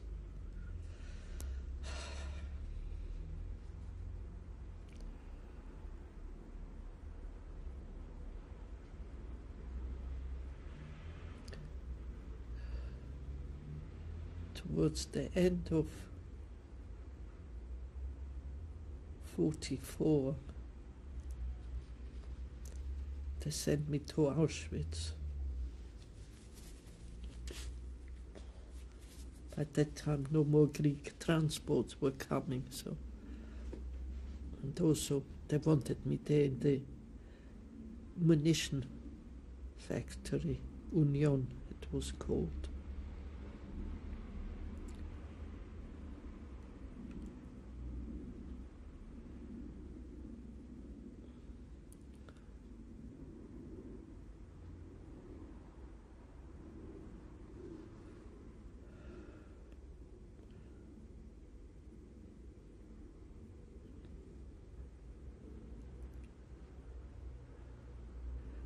There was a time when 2 girls escaped.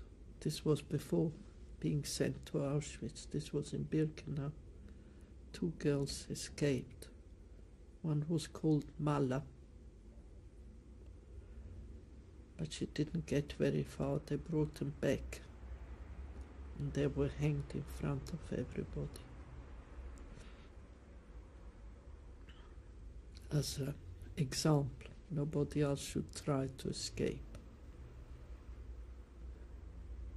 The experiences there were, I don't think there's a word to explain all this.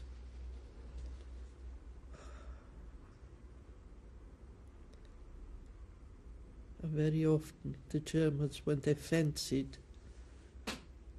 we used to stand outside for hours on end, and the guards were eating bread and salami in front of us. And here we were standing starving. We were all skeletons, really. And they used to laugh at us.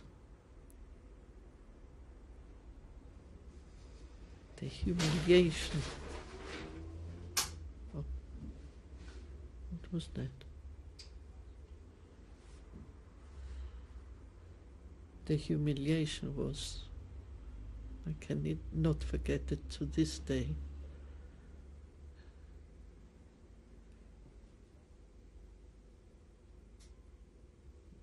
And why? Just because we were Jews?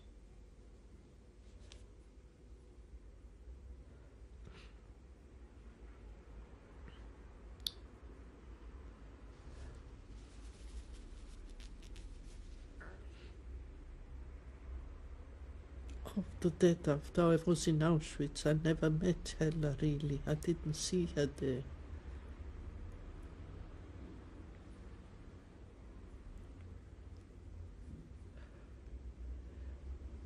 As I said before, I was mainly with Polish girls, and they used to have some information what was going on in the outside world. And they used to tell us that the war is almost at an end. And we were going to be evacuated.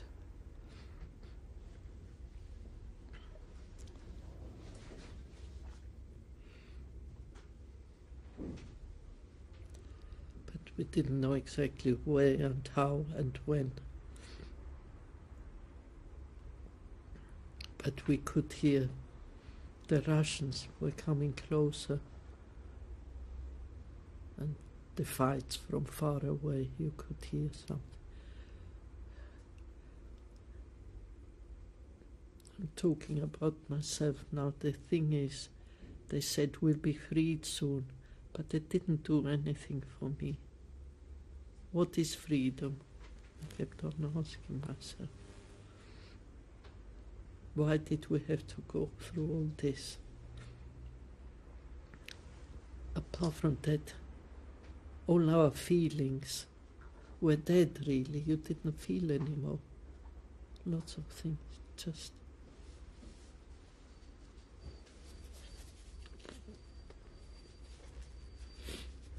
What helped you to survive in the camp?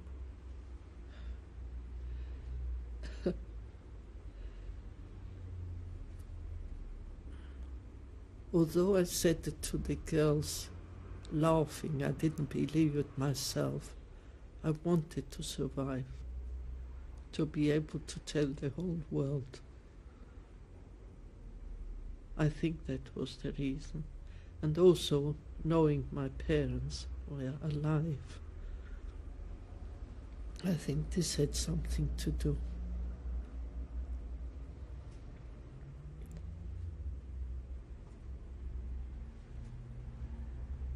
That will to live, I don't think I ever lost it.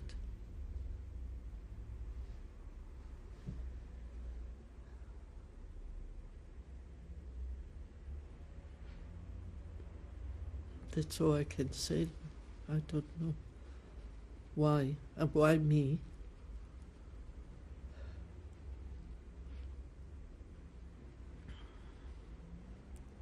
How I didn't die there, I don't know, because I was a sick child. As a child, I was always in and out of hospitals.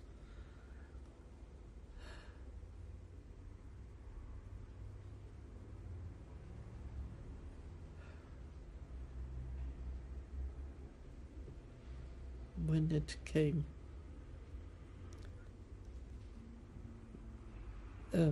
January 45,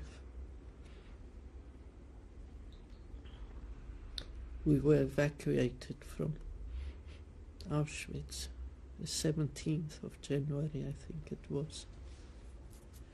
But we didn't know where we were going because we were on the march, the total march.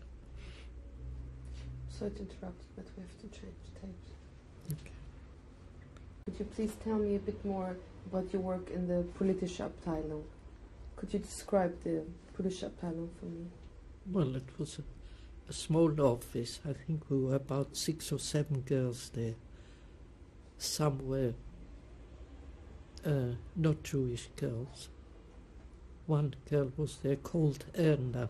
That's all I remember from there. Which nationality were they? Polish.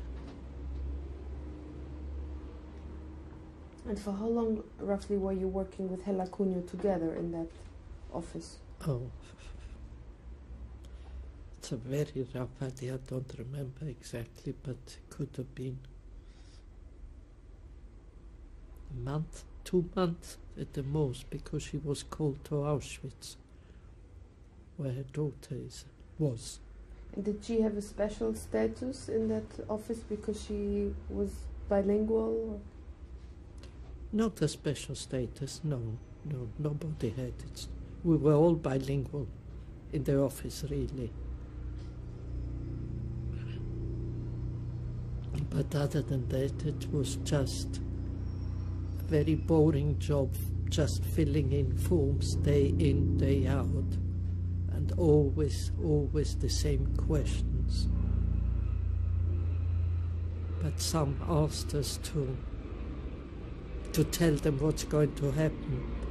We didn't. And there was always a German there to guard us, I suppose. But other than that, there was nothing specific about the politician. It's just the name sounds God knows what. It was just an office. So did you get in contact with the women immediately after they arrived? Yes, soon after they had the shower and their heads shaved and the tattooing was done. So they came to our office to have the forms filled in. And roughly of each, let's say, transport from Saloniki, how many women would come to your office? Well, they sorted them out in 200 sort of, so one transport were about 200 women.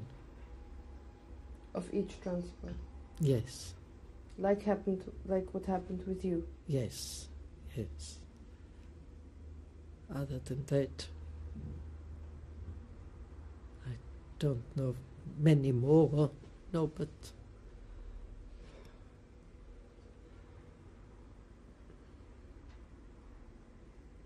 no, that's all we had to do, and that's the... But of course there were a few transports a day, and the crematoriums were going day and night, as you can imagine. What happened if one of the girls died? Did you have to... No, we didn't get the files afterwards, no. So you had the files on the arrival? On the arrival, and that's as far as it went. Is there anything else you'd like to add about that period until the death march?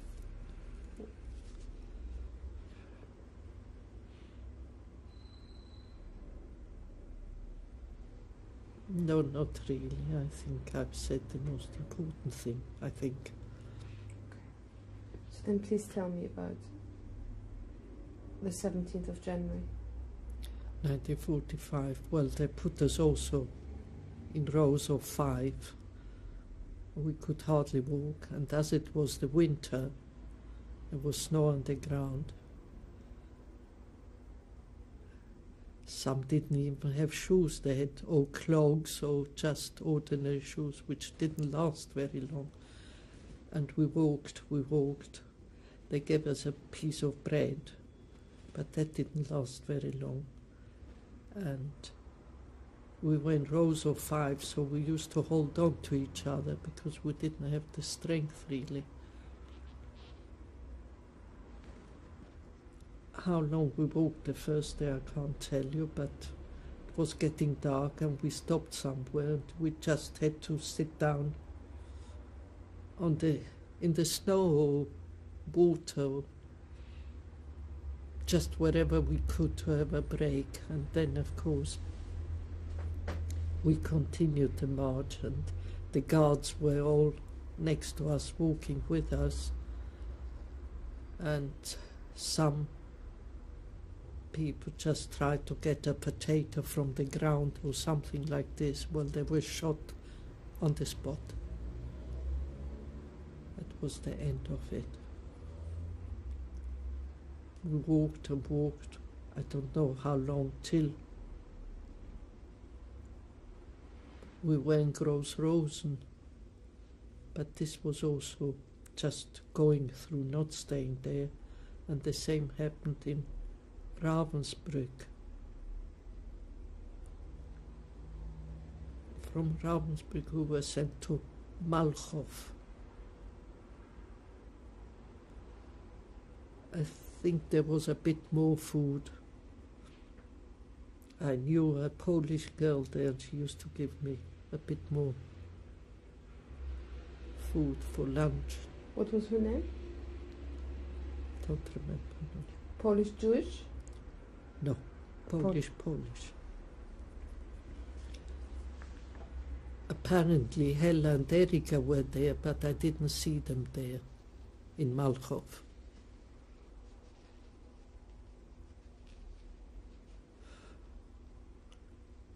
Before, this must have been April 45 already. Before we were liberated,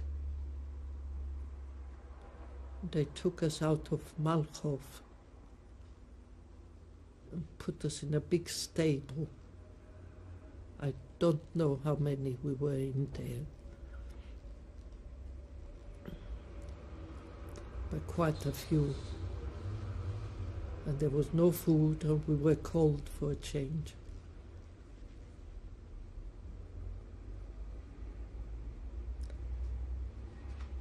Once we got there, the next day, from the stables, a few girls of us, we thought we'll go outside and have a look whether the Germans are still there. Of course, we risked our lives, because if they would be still there, then it would have been finished. We went outside, and there were no Germans to be seen. As we were outside, we suddenly saw the Russians arrive.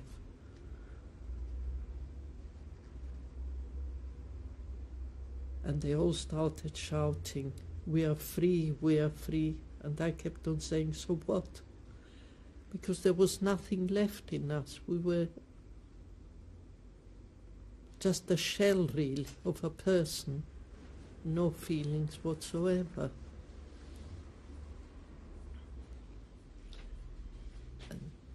Then we saw a few Germans. They were trying to hide under us, really. You know, they shouldn't be spotted by the Russians. They wanted to try and save themselves. German women or men? Men. We didn't let them. We thought, if they get you, it's a good job too. What did they say to you? They said something? They just wanted to hide, that's all. And help us.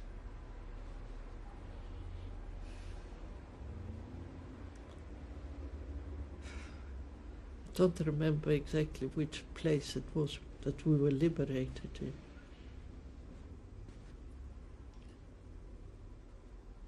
The Russians came and they looked after us. I know some people say the Russians were horrible, but not to us. Our group, we weren't that many. And they took us and they put us with a German family. And they made sure we got something to eat. I remember they gave us the first day potatoes with sour cream. Of course we ate it, but we shouldn't have done, because we got diarrhea and sickness.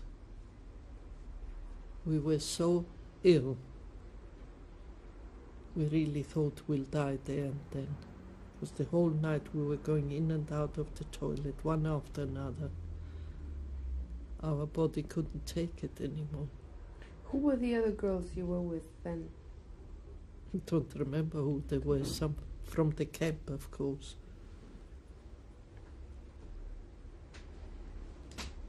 And we stayed in Germany because, first of all, we were too sick to travel.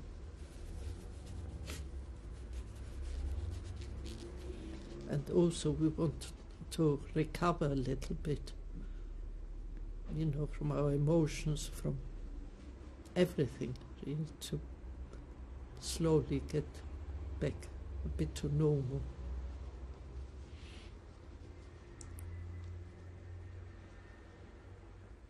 I think the date I remember was when I was liberated was the 27th of April 1945. So we were ill. I think it took us 2 weeks or more to recover from the sickness and diarrhea.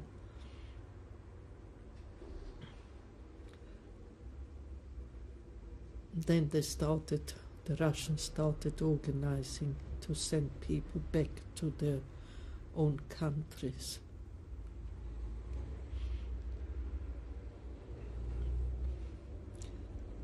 I wanted to go, of course, back to Spain.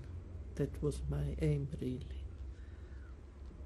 And they set up a table with chairs, and there were some people interviewing us. Where did you come from, how old you are, and all this, and your name. And I went, I was in the queue, and I went, and I said, they asked me, where do you come from? I said, originally from Greece. You are going back to Greece. I thought, oh no, not to Greece. There's nobody there, my whole family, uncles, aunts, cousins, they've all gone. What will I go back to Greece for? So I went back where we were staying, and I thought I must do something to get back to Spain, which was very difficult at the time. The next day I got there, they asked me, what's your name? So I said, Florence Stroumsa. It sounded a bit more French.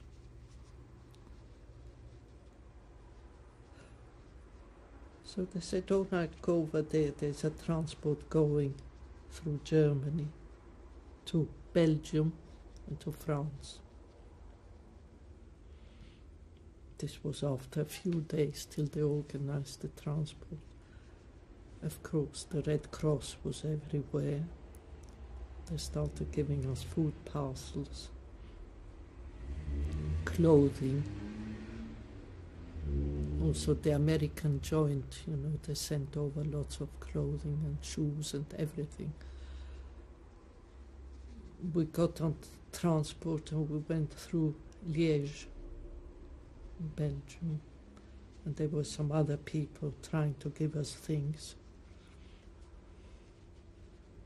They were looking after us. So in the end we got to Paris. It took quite a while to get there because there were quite a few refugees by that time coming from all over the place. So we arrived in Paris. At that time I didn't know any French. And they put us in a hostel. No.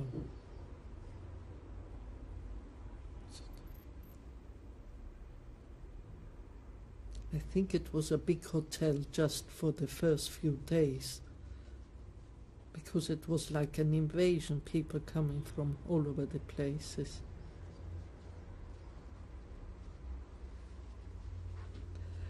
And one day they gave us food, of course, and I'm going down the stairs. I don't know where I was going, and the girl comes up the stairs. She was Greek. Oh yes, I used to work with her in Saloniki before. Her name was Esterina Maestro.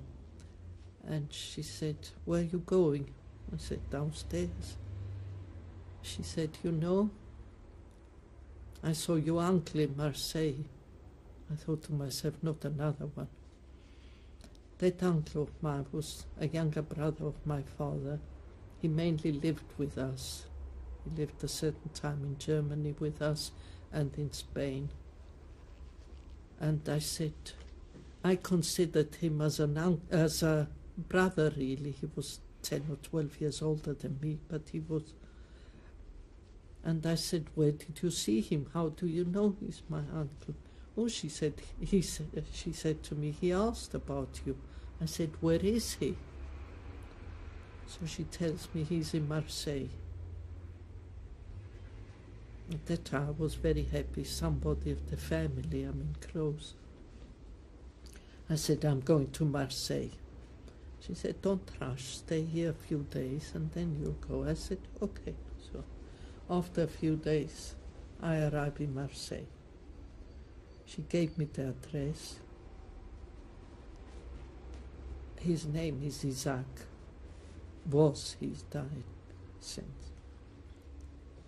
He was living with a French girl. She wasn't Jewish. And she is the one that arranged everything for him during the war, that he shouldn't be deported. He was in Switzerland during the war, and that she arranged for him through friends of hers. She was very good. They had a small flat in Marseille. And I went to see them. And she was ever so nice to me. Her name is Julienne. She gave me some underwear, she gave me things. My uncle, I must say, he was very distant.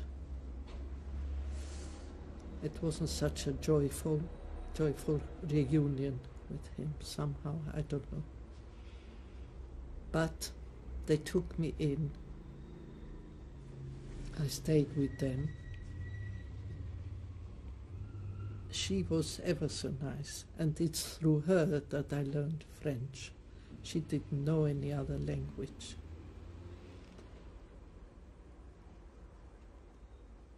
But he, as I said, very distant.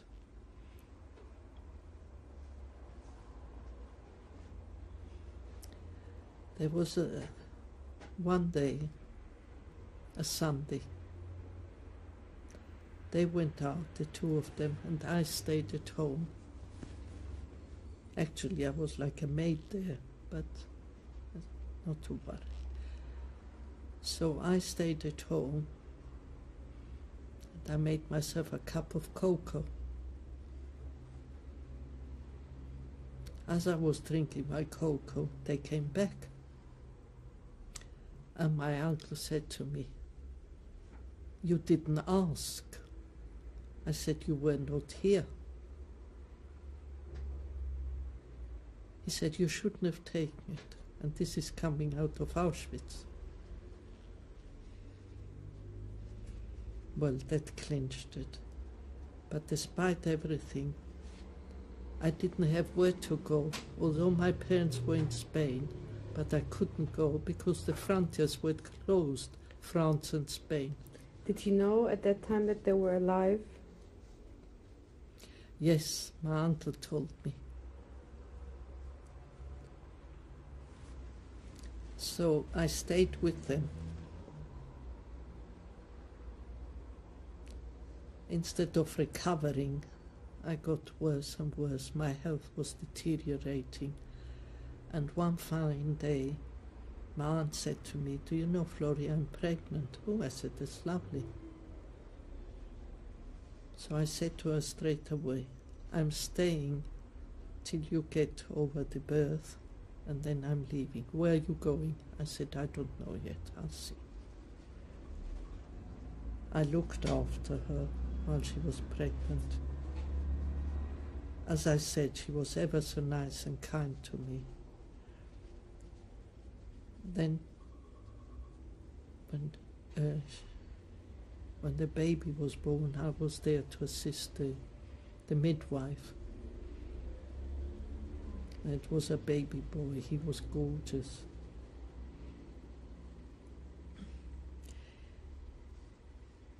That baby boy, Albert is his name.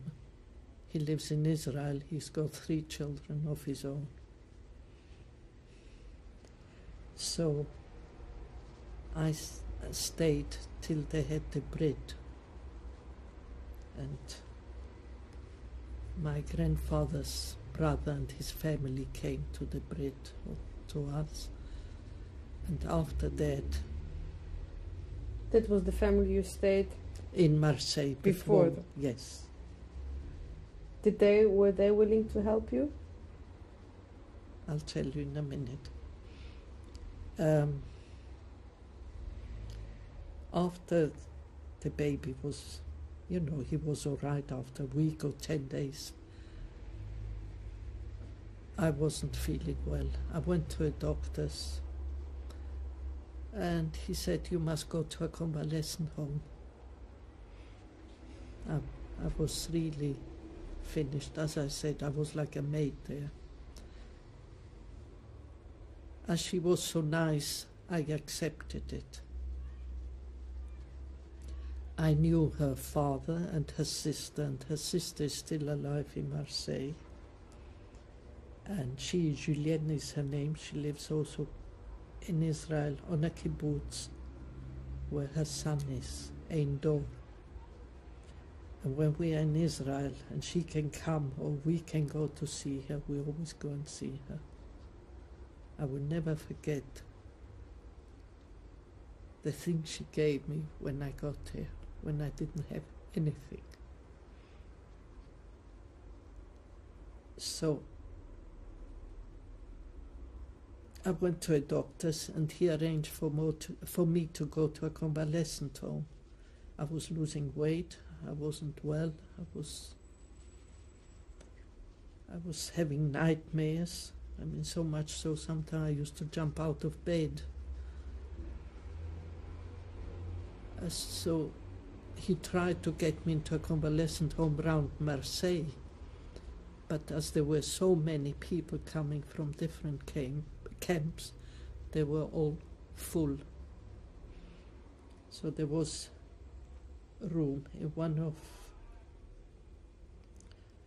from the Côte d'Azur, there was one that had room for me outside Paris in Creil.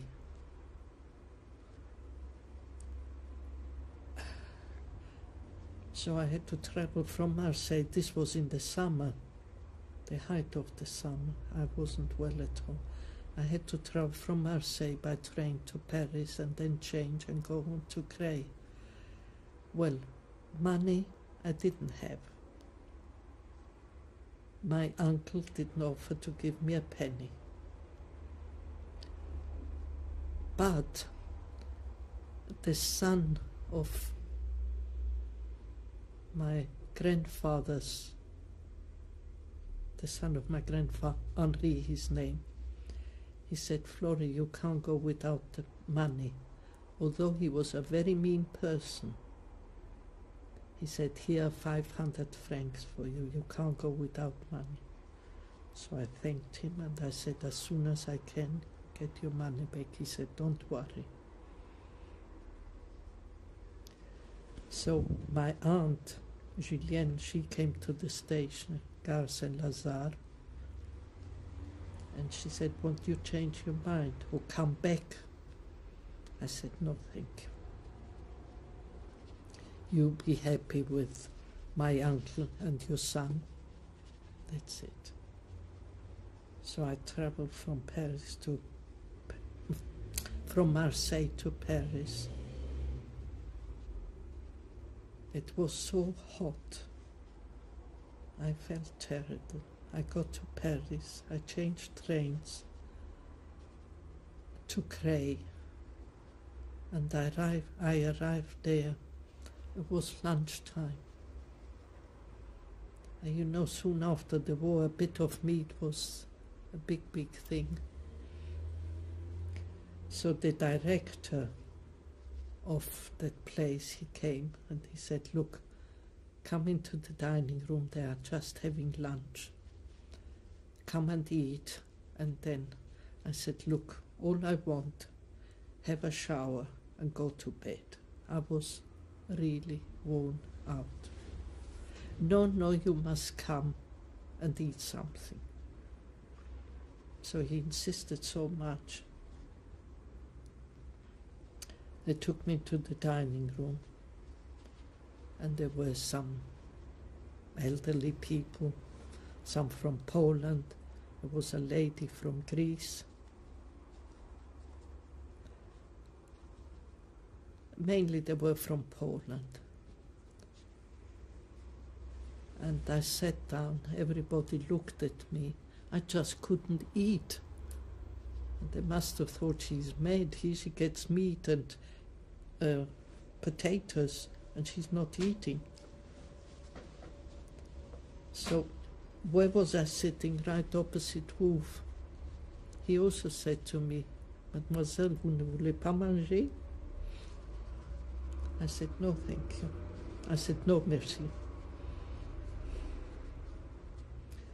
After lunch, I went to my room, had a shower or a bath, I don't remember what it was, and I went to bed. I was mentally and physically exhausted.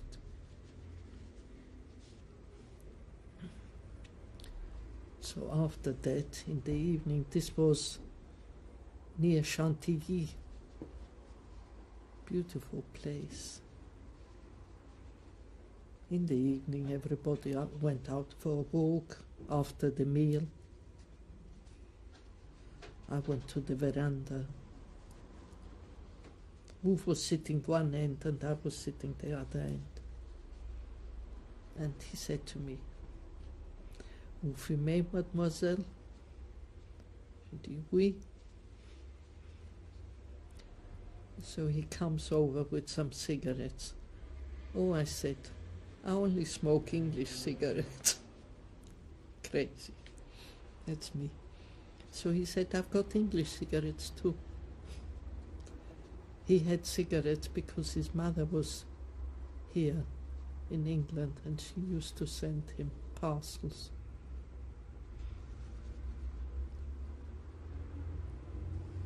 So we started talking.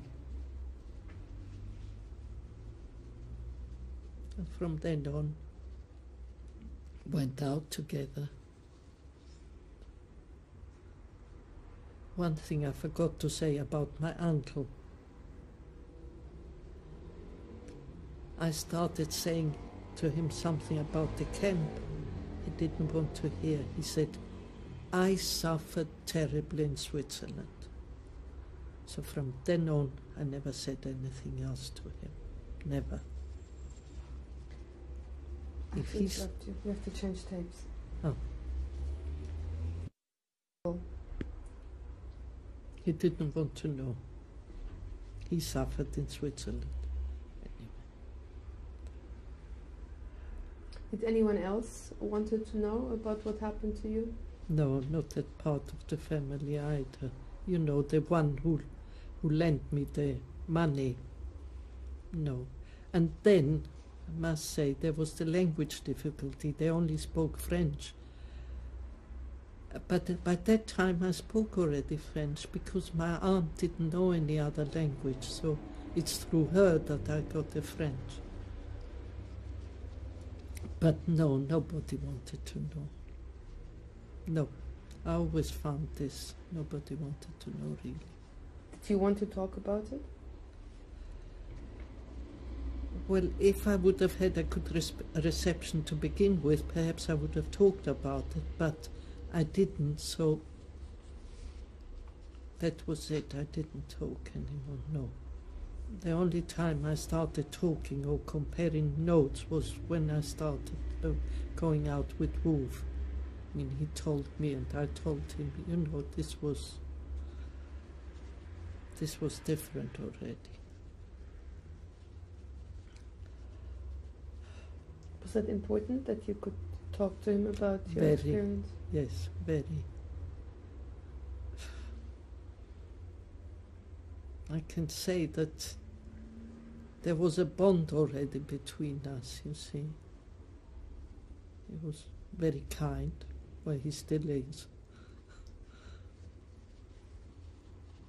And it started like this gradually, you see. But of course,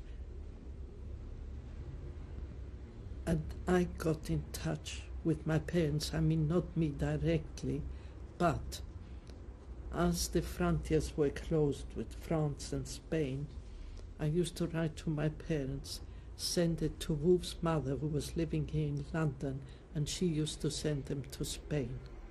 And that way I received letters too from my parents. Well, you can imagine the joy to know that I was alive. But they asked me about my brother. I couldn't tell them. I just said, perhaps he will come back. Who knows? When did you find out what happened to your brother?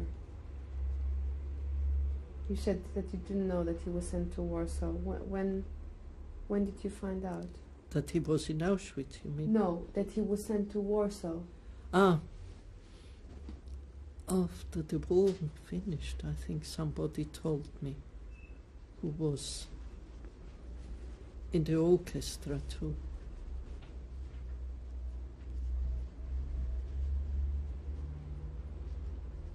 Of course, I didn't tell my parents what happened.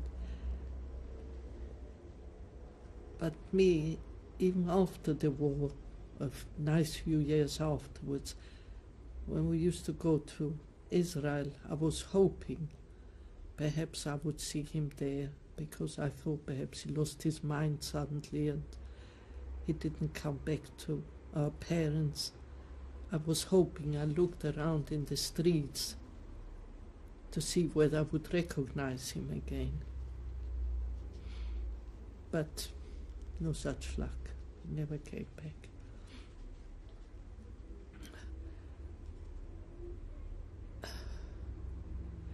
Oh yes, we were in the convalescent home, and as I said, I arrived there summer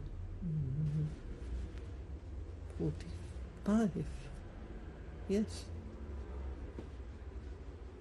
But after a few months, they were going to close this convalescent home.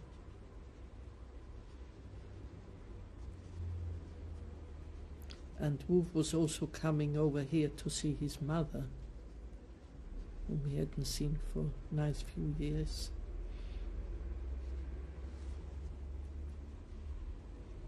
But there was one instance, I must go back to Paris. You know, there were lots of committees helping the Jews that came from camps. And I had once a very bad experience. I went to a Kojazor.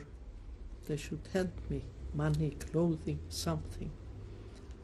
And they asked me, where do you come from originally? I said, from Greece. You are Sephardi Jewess.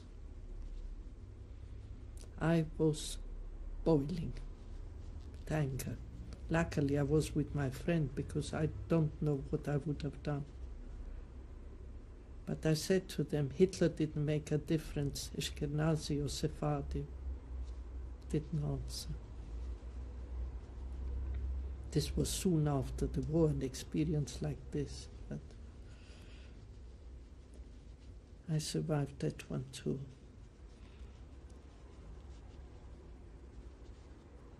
A life in the convalescent home, you know, we used to go out all together. There was a father and a daughter from Poland, Jewish, And in the fields nearby, there used to be a horse. There's the picture of me there with the horse. And the horse used to go around, and he used to say that the horse was anti-Semitic because it used to come around our place on a Shabbat.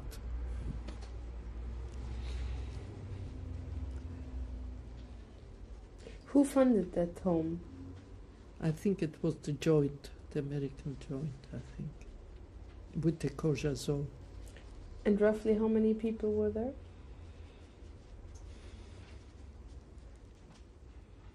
25, more or less. And there was also a doctor there, Dr. Hollander. He was lovely. I used to help him.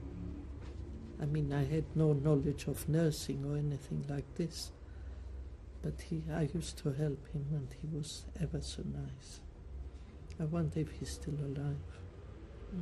I don't know.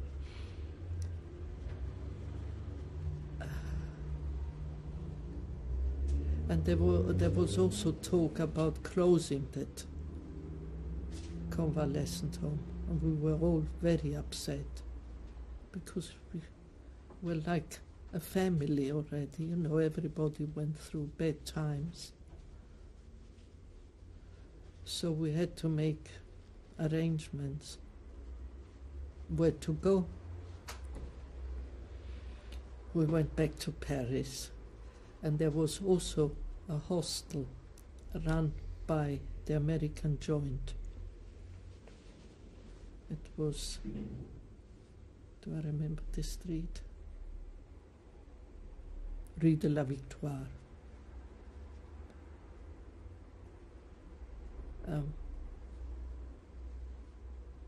Yes, they accepted me, but my friend, who is on one of the pictures, Annette, they didn't want her because she was too old. She was older than I was. But I begged the director there, and I said, please. This girl, she was hidden in France during the war by some nuns. Montpellier, I think she was. We got friendly, and she was nice. We got on very well. I don't know if she's still alive. But so we were in one room at that hostel. But in this hostel, we had to pay something towards it. So the director of this hostel, she asked me, can you sew? I said yes. Just I could hold a needle, but anyway. So she took me one day to a big fashion house, Place Vendôme, Martial et Armand. And they took me on. So I went to work there. But as soon as I had some money, I sent the 500 francs back to my second cousin in Marseille. So I used to go into work, and there was a lady, she was lovely, she's on the picture too, Henriette. She used to help me, she used to take me to her place for meals. And whatever I learned was through her, and I was there only 7 months. I worked there, because after that I came over to... From when to when were you in Paris? Wait a minute.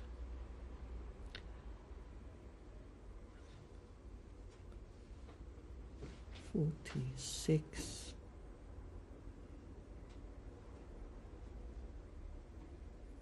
'46 to '48. Mm-hmm. It was 2 years in Paris. Yes, that's right.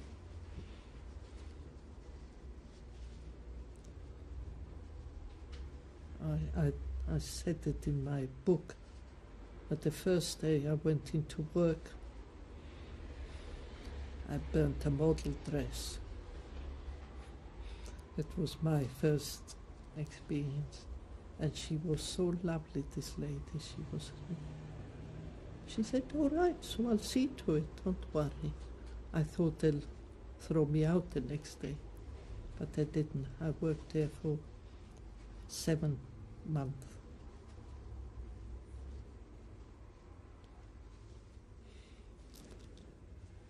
And then I came over here. Oh, but I've forgotten. Had another experience in Paris soon after the convalescent home was closed. We came to Paris, and the lady in the convalescent home, she said, I've got a flat in Paris, you can use it till I come back. So we did. So Annette and myself, we went there. There were lots of young people living there. We didn't have a night's peace, but we also had a friend younger than us. He was Hungarian. We met him in the convalescent home. He was ever so nice. We are still in touch. I mean, I'm still in touch with him. He lives in the States. Janusz. And we said to him, listen, you've got to sleep with us tonight. He said, what are you talking about? I said, what you just heard. I said, you must come and stay with us. I can't. I said, yes, you can. And he was with us, but we were not long in that flat because we had to move out. The lady was coming back. But since then, the three of us, we always kept together.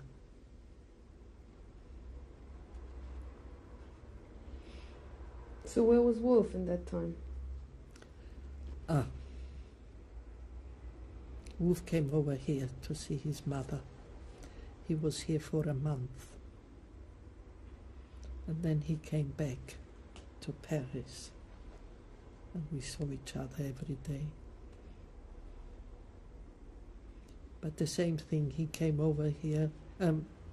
He was in Paris only for a short while because he was coming to London to stay here with his mother.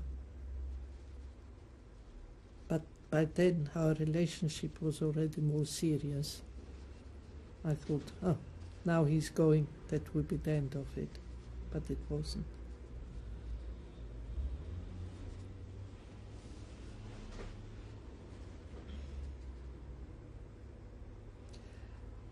I stayed in Paris, and with Annette we had a hotel room, Boulevard Saint-Michel. She was earning, she worked in an office, and I was earning a bit, so we could keep up. We had a wonderful time together. She was good fun to be with.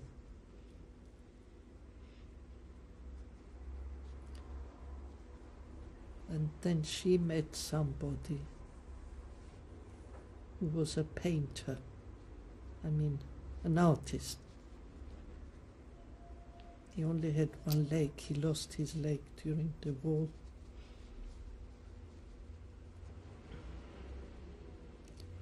I think in the end they got married.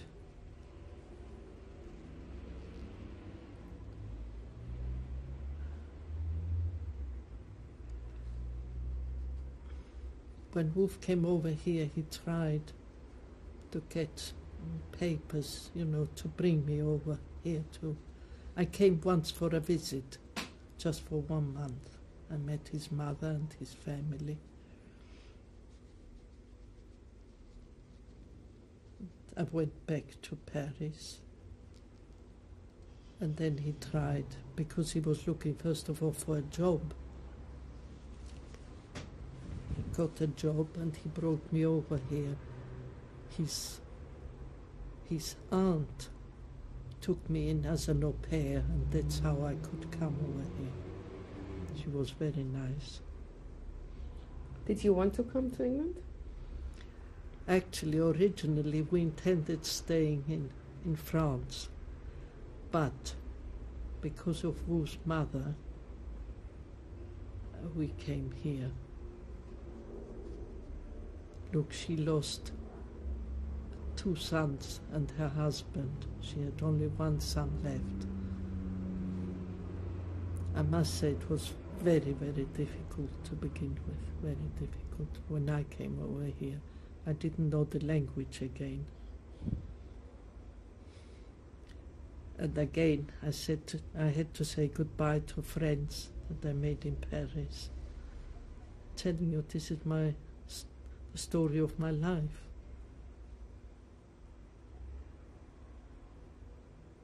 I came over here in the September 1947 for 1 month, and I came over in 48 for good. March, 17th of March 48. I wasn't happy because of the language, and again starting a life afresh. Came over in March, but in May we got married. I didn't have anybody from my side.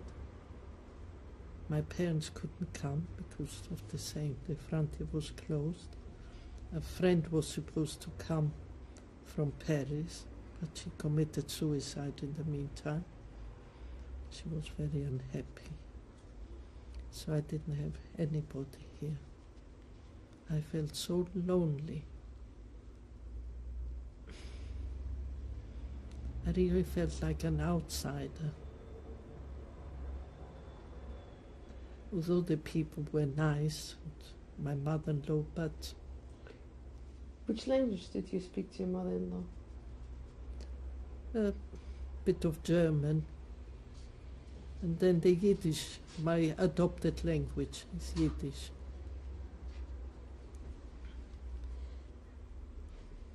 And to the others, well, some, Wolf's aunt, she knew German because she lived in Berlin. Probably. And where was his family from?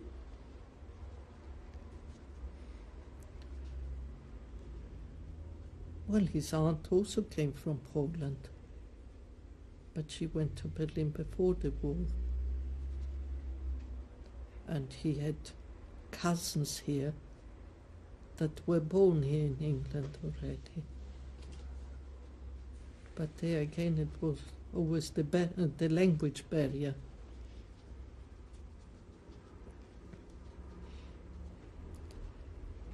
And through Wolf's aunt, we got a flat. She knew somebody who was renting out flats, and that was near Notting Hill Gate.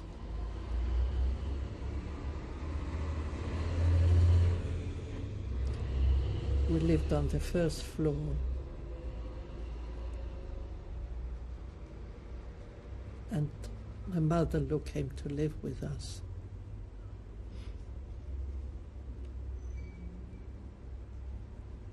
And on the third floor there was another young couple. I'm still friendly with her. And it's through her that I learned English, because she didn't know any other language. We used to go out together. We had children more or less the same age. Jewish or not Jewish? Jewish. How we understood each other to begin with, for the life of me, I don't know, but we managed somehow. We got married. It was a very, very hot day in May, the 9th of May, 48.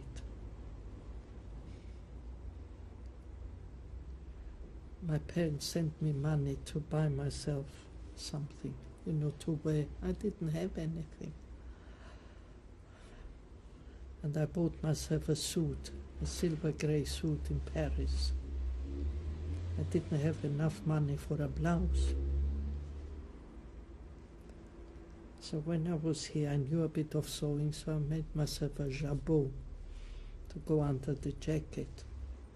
And as luck would have it, the day we got married, it was so hot. Everybody, you know, we had friends in and family. They said, Flory, take off your jacket. Oh no, I'm not hot. I couldn't. There was nothing at the back. Anyway, it was an afternoon affair. But I must say, I was unhappy.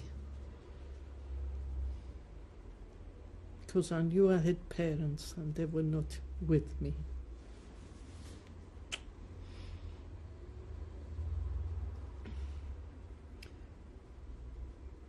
So the flat we had in Notting Hill Gate, or near Notting Hill Gate, St Stephen's Gardens.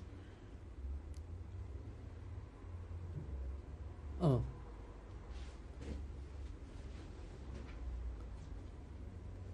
What? Yes, the flat. You're talking about the flat in Notting Hill Gate. Mm-hmm. Anyway. And your parents, you said you were sad that your parents were not there. Yes, I was very sad. Anyway, we moved into that flat on the 5th of May and we got married on the 9th of May. And after that, Wolf had a job here. As what? As an accountant with a firm.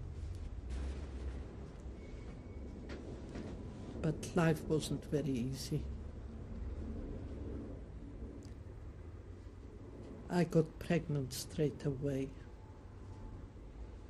and mentally I don't think I was, you know, ready for this sort of thing, but I had to hurry up. Life was going, the years were going by, and we wanted children, and I was very, very lucky after all I went through.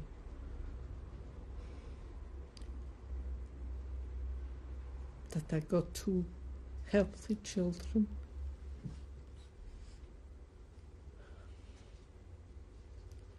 And grandchildren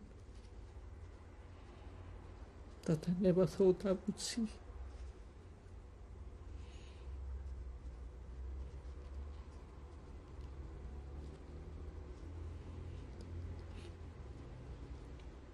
We lived in that flat from 48 till 55.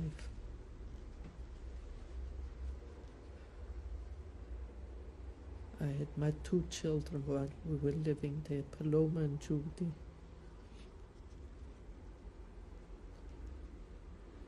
And then we started trying to get a house. It was very difficult, but we got a mortgage and one thing and another, and we bought a house here in Hendon, and we lived there till from 55 till 1991.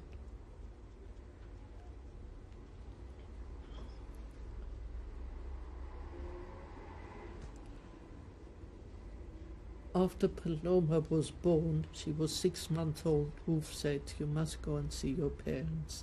We had a bit of money. I remember the whole journey. I mean, flying was out of the question.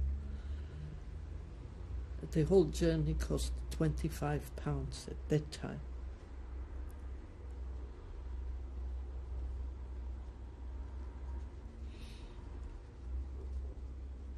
This was September 49. Paloma was just 6 months old. I was still feeding her and went over to see my parents. I stopped in Paris. Wolf had friends there. I stopped in Paris to give me a break. And Paloma, she was a crybaby. She never stopped crying. I suppose it's because of me. I wasn't ready for it. We stayed there for 24 hours and we continued our journey to Barcelona. from Barcelona. My parents came to Barcelona and we met on the train. The whole carriage was crying. Tell me. And Paloma was crying all the time. You met them on the train? On the train. We arranged it this way and went on the train to go back to Valencia where my parents lived. And my parents in Valencia, they organized a party, you know, all the friends and neighbors came. And Paloma, she was so spoiled. She was a gorgeous baby. So do you remember, were you sitting when your parents came in? What was that? Can you I was describe standing that? because she was crying. And I was going up and down. And my parents walked in. It's just...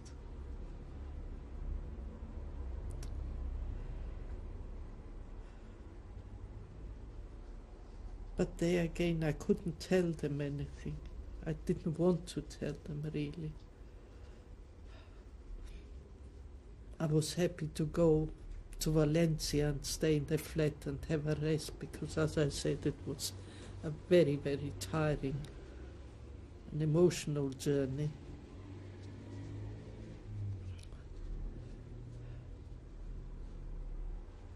And I stayed there for 2 months.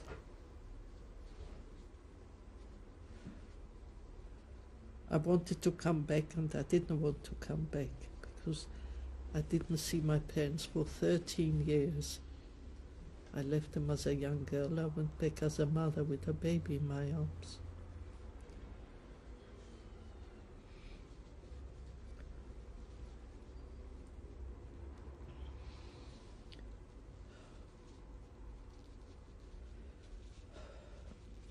We have to change tapes. Okay. Reunion with your parents. Well, it was a very emotional reunion, and by the time we got to their place, there were all their friends there. Not all Jewish, but they had one particular friend, a doctor and his wife. I was still in touch with her about 4 or 5 years ago. I think she died in the meantime. What was her name? Manolo Fraga and Armandina Fraga. They were really wonderful people. They helped my parents an awful lot. They couldn't speak highly enough about my parents. And I met them, and they were really lovely. I met all their family too. He had a brother who was also a doctor. Really wonderful. I must say my parents were very lucky in this respect. They had good friends in Spain, and this was after the war, because during the war they had a very, very difficult time because of my father being imprisoned. How comes that he was imprisoned? His younger brother, the one who lived in Marseille, he was a Freemason. And as the war was on, they came to look for him. But he escaped to France. So instead of taking my uncle, they took my father and they put him in prison. He was in prison for 4 years without a trial. When it came to the trial, the judge said, "Why is this man in prison?" And they let him go. But in the meantime, my mother suffered terribly being on her own. She had to scrub floors to earn some money to have food to take to my father. And while he was in prison, my father met somebody there. Can't recollect at the moment his name, but he was lovely. We saw him too. And they were friendly even after the war. He lived in Murcia, my parents lived in Valencia. but they were always in touch. And I also met them when I went for the first time to see my parents. I must say they had wonderful friends. So your parents were quite settled in Valencia when you Well, came? they had to be, yes, they had to be settled. There was no alternative. But of course they missed me because I was the only one left. And about this they were unhappy, and the thing is, they wanted to come here to live, which they did in 1961. But before then they came for a visit. When Judy was born, they came in 1952 and they stayed with us.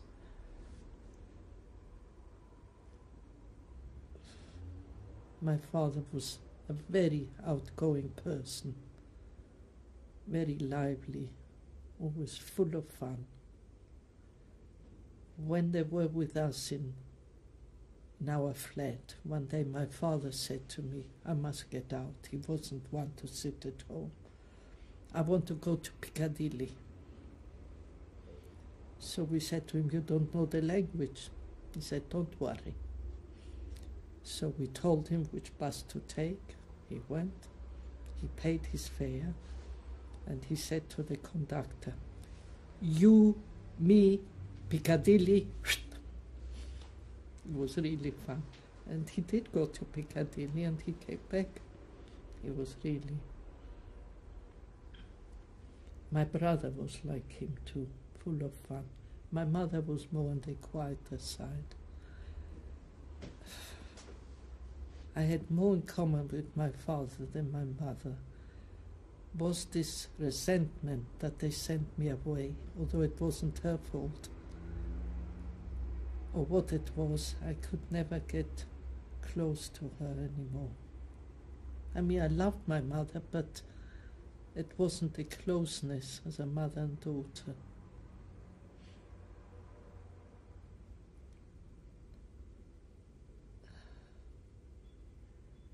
So, yes, as I said, Judy was born in 1952, and they came over here. They stayed with us. And each time it was hello and goodbye. Of course, they brought over lots of things for us, you know, like sheets and towels and tablecloth. I didn't have anything, and Wolf wasn't earning very much, so life was really difficult. And they even sent me some parcels with rice and aubergines, because at that time you couldn't get that here. They gave me jewellery, rings, watches, but to make up for lost time.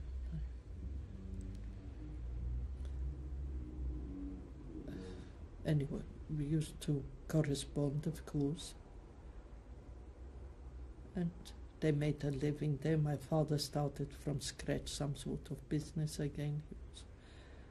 And so much so the first time, I mean, after I went over with Paloma, the first time we went with Judy, my parents paid for the fares. We should be able to visit them. And they helped in any way they could. And then they came over here in 61. They bought a house 2 doors away from our place in First Avenue. And they moved in, we arranged everything for them, and it was nice to be so close. But by that time I was very busy. I did alterations at home. I didn't have as much time as I would have liked to spend with them. But as I said, I was closer to my father. But I could never tell them what happened to my brother and his wife and one child and the other one en route. You never said a word? I think they guessed in the end. One day I was out with my father And he said to me, "Do you believe in God?" I said no. The look he gave me, it could have killed me if looks could kill. But he didn't say why not. And I couldn't tell him either. I lost all. I mean, I'm Jewish, but I don't believe in God. I can't. So many children and human beings. It's just, there's no God, not to me. Do you believe in God?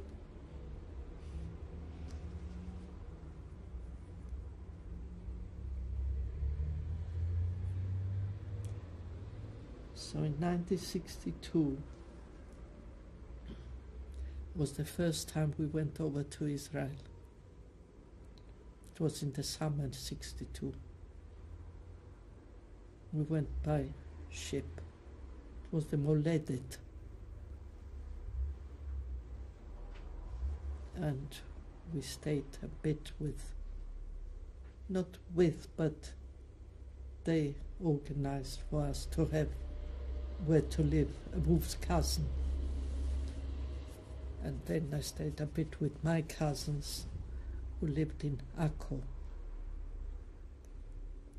There's the one that I used to nurse when he was 2.5 years in Sofia, Beppo. They've got 2 children, so we stayed a bit with them and my aunt and my uncle and the other aunt. So we spent a bit of time with the family. I remember one day we were at Wolf's cousin, and my cousins came to see me, but I hadn't seen them before in my life. So when they were coming, I said to Wolf, "Who is this?" He said, "No, not my family, it's yours." And then we came back, and the girls liked it there very much.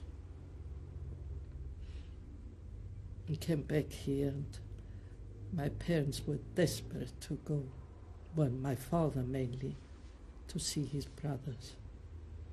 He hadn't seen them for over 40 years. And we arranged for them to go to Israel.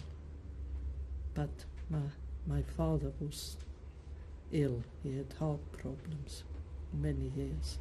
And we asked our doctor, "What do you think?"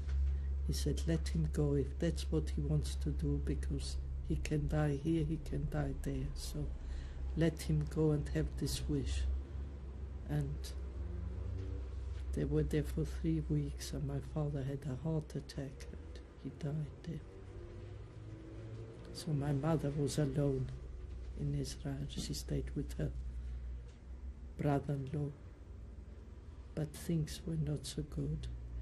So the next time we went to Israel, we arranged for her to go into a home, and she went into a Sephardi home, Kiryat Matalon.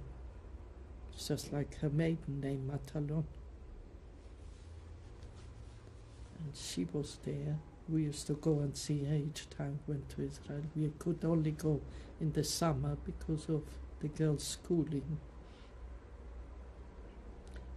And then my mother died just before Judy had her daughter, a month before.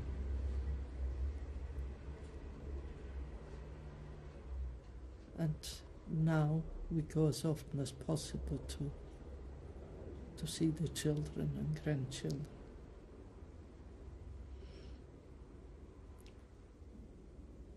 Our eldest granddaughter, she's such a caring girl.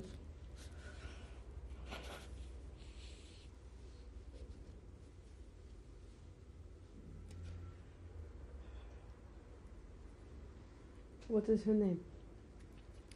Yafit. She's lovely. I can't speak highly enough of her. And my grandson, he's lovely, but in a different way. And the younger one, well, we will see. She doesn't speak very much English. What are they called, the other two? My grandson is called Yaniv, and the little one is Yarim. And when did your daughters decide to go to Israel? Well, Paloma went to university here in Bradford. She was in Bradford. She took languages, French and Russian. She wanted a challenge, Russian. We told her to study Spanish. Would have been much easier for her, but anyway. She finished her studies, but in the meantime, Judy took her A-levels and she failed. And this, we told her, you can take them again. No way, I want to go to Israel. And that was in 1970. The 5th of November 1970. And she's been there ever since. She stayed with Wolf's cousin a certain time, and then she stayed with my cousin, and then she took a flat with another friend. And she met her future husband on the bus, the 92 bus going to Holon. She was going to my cousin. And Tzachi is his name. He was in the army at that time. He didn't have any money either, and Judy wanted to get married. So luckily by that time we had a bit of money, so we helped them to buy a flat there. And they got married the 12th of April 1973, just before the war, the Yom Kippur War. And Paloma, she finished her studies and she was going for a postgraduate course to Israel, to Arad, and she was there for 6 months. And after that, she wanted to stay in Israel. History repeats itself. So she lived to begin with, rented accommodation, and then we made another effort. We bought her also a flat. As she went over there, she must be there. She went over there in 72, something like that, soon after her sister. And she lives there. She's not married, but to me she seems very happy. She's got lots of friends. She's busy. She's a translator. So that's what they have chosen to do, and so be it. But of course, for me, for us, it's very difficult. We try to go twice a year to Israel, and they come over here. Judy comes mainly in the spring, and Paloma comes towards the winter. And we used to have Yafiti here when she was a little baby. She used to stay with us. And that's why I know Yafiti better than the other two. But Yaniv also, he also stayed with us. But the little one, no. So, but at least we got one consolation. We got grandchildren. This is one thing they couldn't take away from me.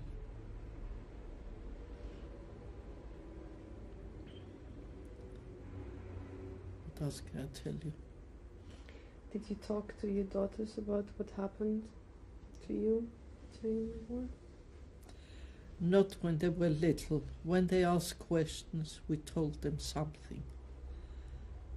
But afterwards, no, I couldn't. And now, Judy did the transcript. Judy knows Wolf's story and my story, but Paloma can't face up to it, to read my story. But of course she knows some things, but she hasn't read the story. We didn't want to upset them when they were little. now we're talking much more about it because we've got the Holocaust Center here, and it's just down the road.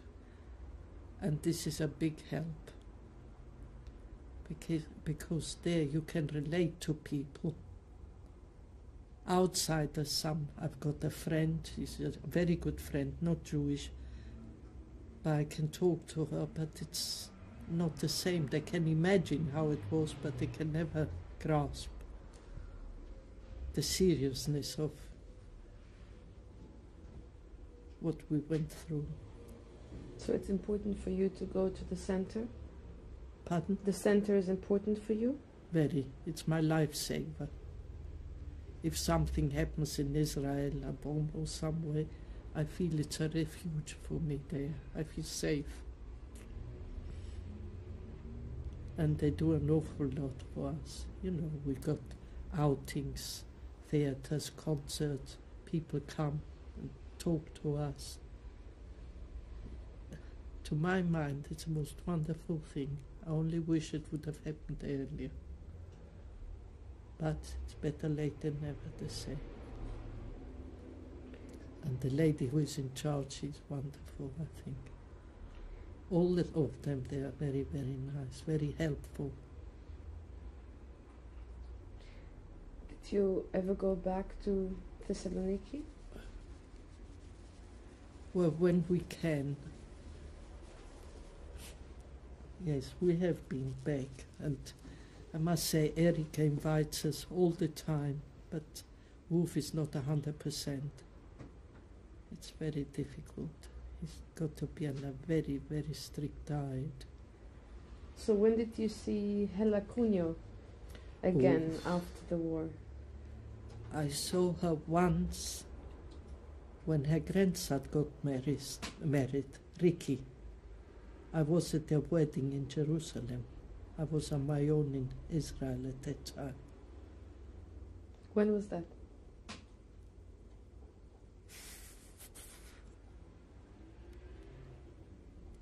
Must have been, I don't know, when did he get married? Early 80s, late 70s, something like that. I saw her then, and then we went once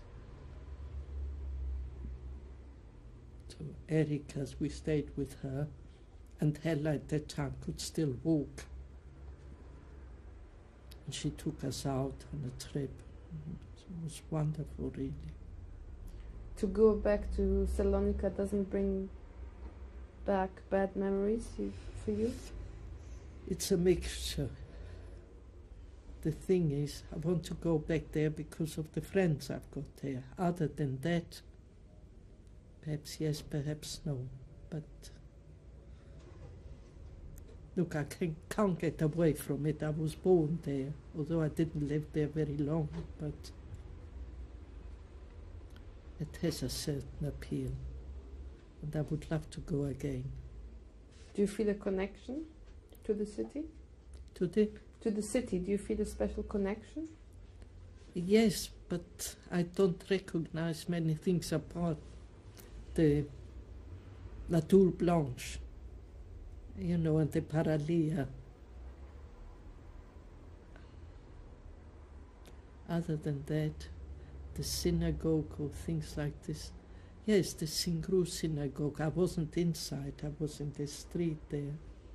Yes, that yes, but other than that, no.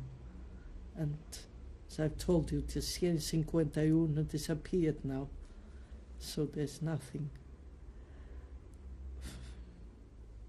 Have you been back to Auschwitz after the war? No, I'm trying very hard to go there. I feel I must do it now, before it's too late. The difficulty is Wolf doesn't want to go there. He made a vow never to go back to Poland, and I accept this. But I feel that I need to go. And I'm trying through the center. They're being very helpful to arrange something. I'm hoping I'll be able to make it in September. I don't want to stay there, just 3 days maximum just to go and see Birkenau. I don't know, perhaps it's madness or not, but I just feel the need to go there.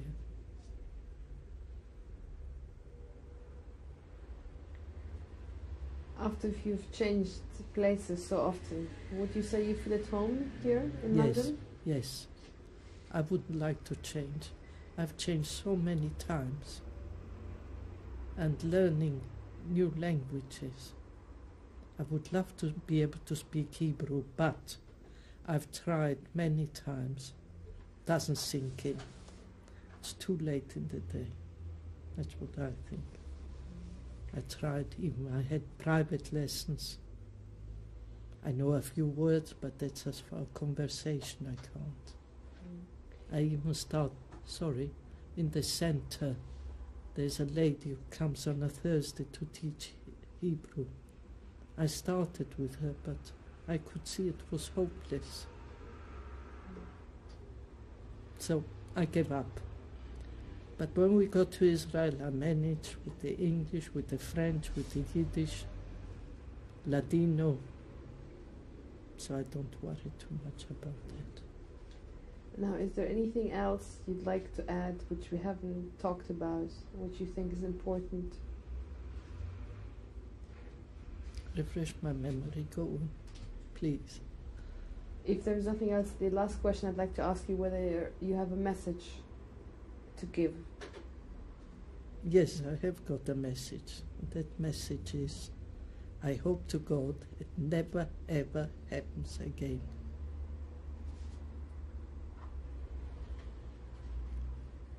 And I'm doing this because the world should know what happened.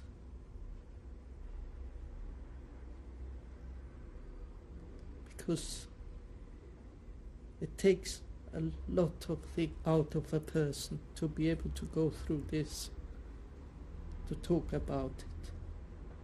But I'm glad I'm doing it. I'm glad it will be almost finished. We are finished. Thank you very, very much, Thank Mrs. you. Raychbart. Thank you.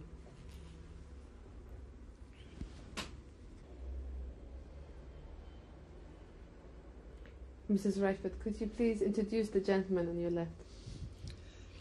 This is my husband, Wolf. Hello. Mr. Raychbart, do you want to say anything? Do you have any comments? Regarding, well, you have also been interviewed yes, for the foundation. That's right. So anything you want to say about the experience of your wife, about your common experience? Well, our experiences during the war are entirely different. There's a big difference between my wife. She spent 2 years almost in Auschwitz, whereas I had entirely different experience. I was about 3 years in a ghetto, and then 2.5 years I survived on false papers. So of course, and as a non-Jew, although I was in Germany for 2 years, but under different conditions. I was a slave laborer. I worked a short time in the coal mines. But other than that, of course, my experience is not really comparable with the extermination camp. And yet, of course, life was in danger all the time, especially because apart from being on the run for a long time, and of course, but then again I was in the war zone, constant bombardments in 44 and 45, and by some stroke of luck I came out alive. But how do you think that both your experiences shape your later life? Well, it's obviously being that we are both survivors, in this respect, we could communicate much easier than couples that only one partner has been through these horrifying experiences, and we can relate more to the past and talk freely about it, whereas in cases where only one partner has been through it, obviously they can't discuss it really at length, because it's impossible to grasp the actual past, what a survivor has been through. And this is, in this respect, we are fortunate. We have got, so to say, a common language. Mrs. Raychbart, do you have to add anything else? He said it all for me. Yes, I think so. Mr. Raychbart, Mrs. Raychbart, thank you very much. Thank you. Thank you. Can you please tell me which number was tattooed on your arm? My number is 41,148. Thank you.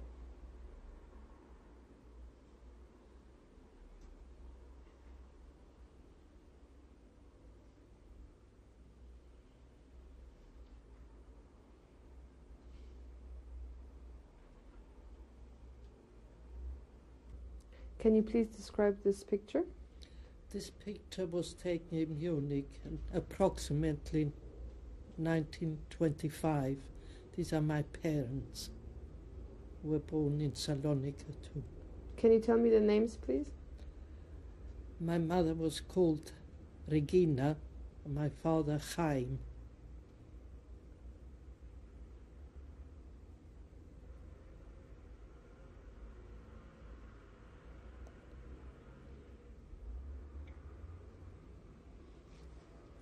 Can you please describe this photo?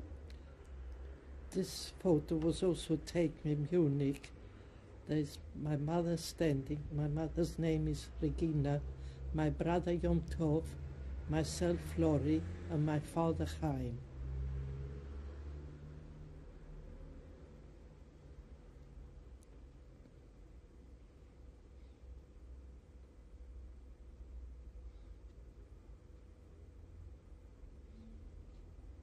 Can you please describe this photo? This photo was also taken in München in the 20s. These were our neighbors. Their name was Brücker, and they sort of adopted me because they didn't have any children. They were German? They were Germans, yes. Jewish? No.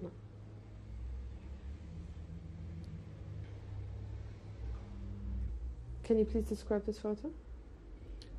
This photo was also taken in Munich. My father used to work for a tobacco factory, Zuban, and my father is the one on the left-hand side. And when was it taken? Must have been in the early 20s.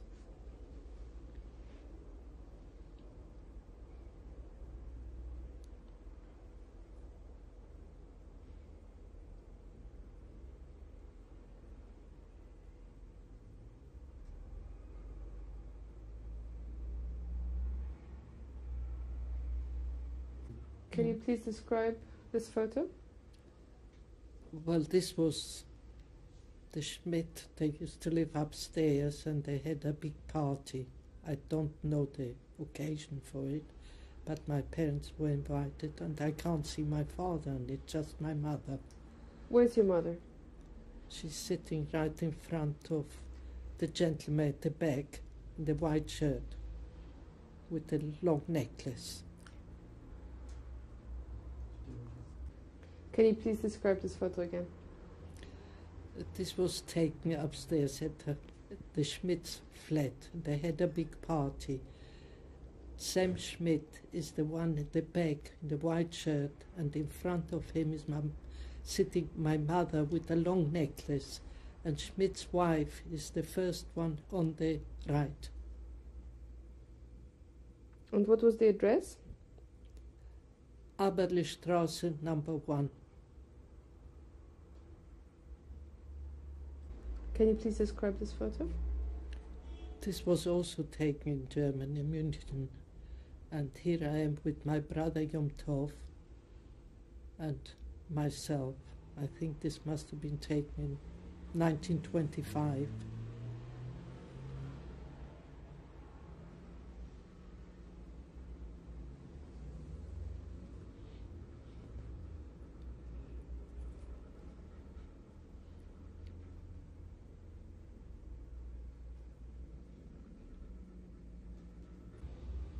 Can you please describe this photo?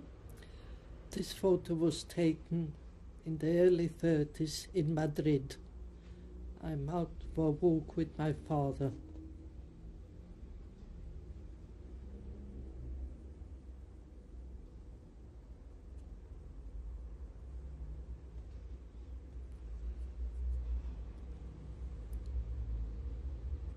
Can you please describe this photo?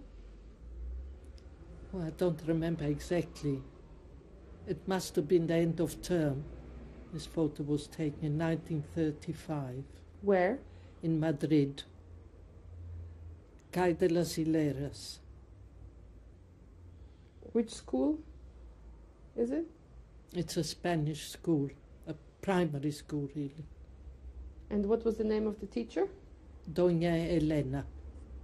And where are you situated? I'm the fourth one from the right and the top row there. Next. In the row where the teacher sits? Yes, yes. The second one from the left. Can you please describe this photo? This photo was taken in Madrid. Must have been approximately 1933. It was taken in a park called El Retiro. They're my grandparents, my aunt, my uncle. Where are your grandparents? My grandfather is in the first row on the right. And my grandmother is in the second row, the second from the left. And your aunt? My aunt is next to my grandfather at the bottom row. And my mother is next to my aunt. And behind my aunt is her brother, Isaac. And behind my grandfather is my uncle, my aunt's husband. And in the top row is, I'm on the right-hand side and my brother is on the left-hand side. And next to my grandfather is my uncle, Alberto.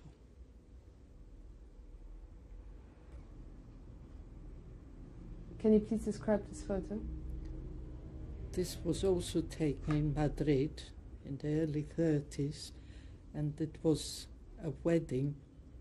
I can't remember whose wedding, but I'm on the left-hand side. That's all I can tell you about.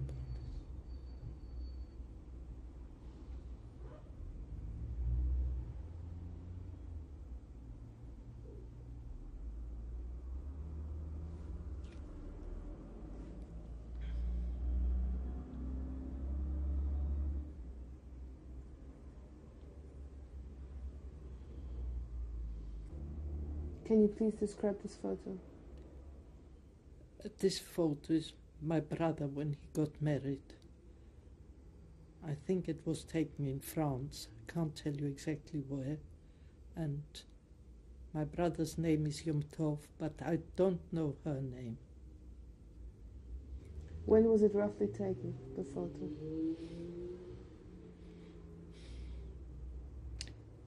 Must have been early 40s. This is guesswork.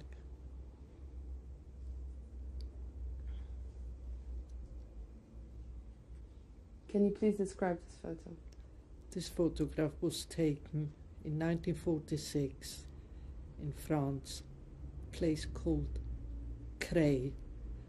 On the right-hand side is Wolf, and next to him it's myself, Flory, and the other two are friends of ours that were also in the convalescent home.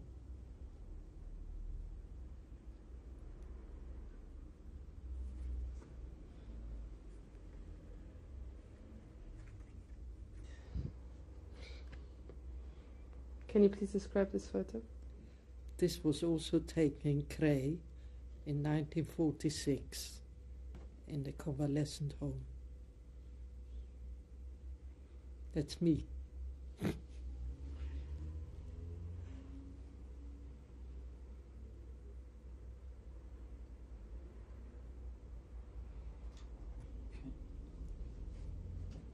Can you please describe this photo? This photo was taken in 1949 when my friend Annette came over from Paris, and she stayed with us for a few days. So this photo is set in London? London. Yes, in London, sorry, yes.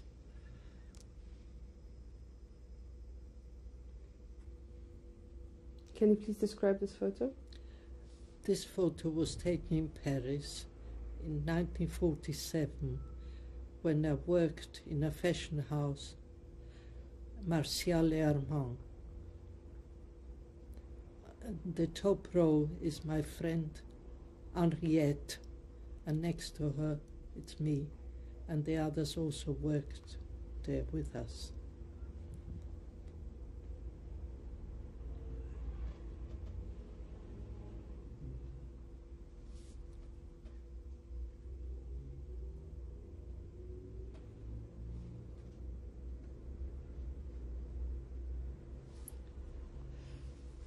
Can you please describe this photo? This photo was taken in London the day we got married, on the 9th of May 1948. The synagogue was in Elliot Street.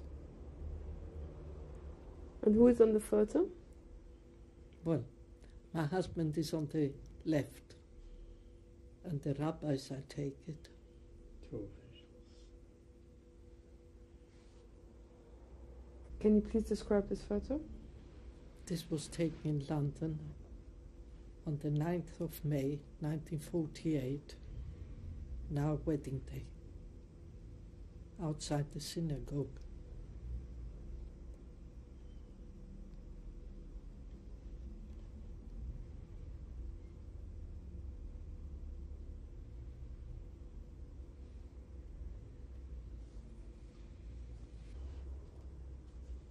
Can't see.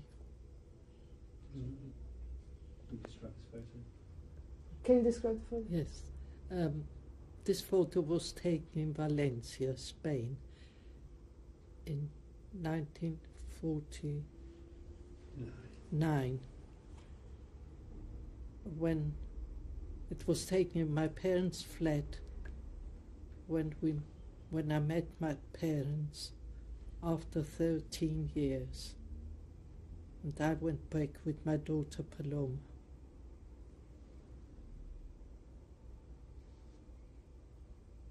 Can you please describe this photo? This photo was taken in Tel Aviv, Givatayim. On the left-hand side is a friend of mine. Her name is Guta. A nice few years back, about 12 years ago, we were standing in a bus queue in Allenby, and she was also in the queue, and she came forward and she saw, it was Pesach time, she saw my number, and she came towards me and she said, "I know you." I said, "I'm sorry, I can't recollect." And she said, "We were in Auschwitz together," and she's got a number, of course, and since then we are friendly, very friendly. Whenever we go to Israel, we go and see them. Where is she from? She's from Poland, Warsaw. Warsaw. And who are the other people on the picture? The other one is right in front is our little granddaughter. And at the back it's myself. It was my 70th birthday. And on the right-hand side is Erika, my friend from Greece. Salonika. She's the daughter of Hela Cunha. Yes, she's the daughter of Hela Cunha.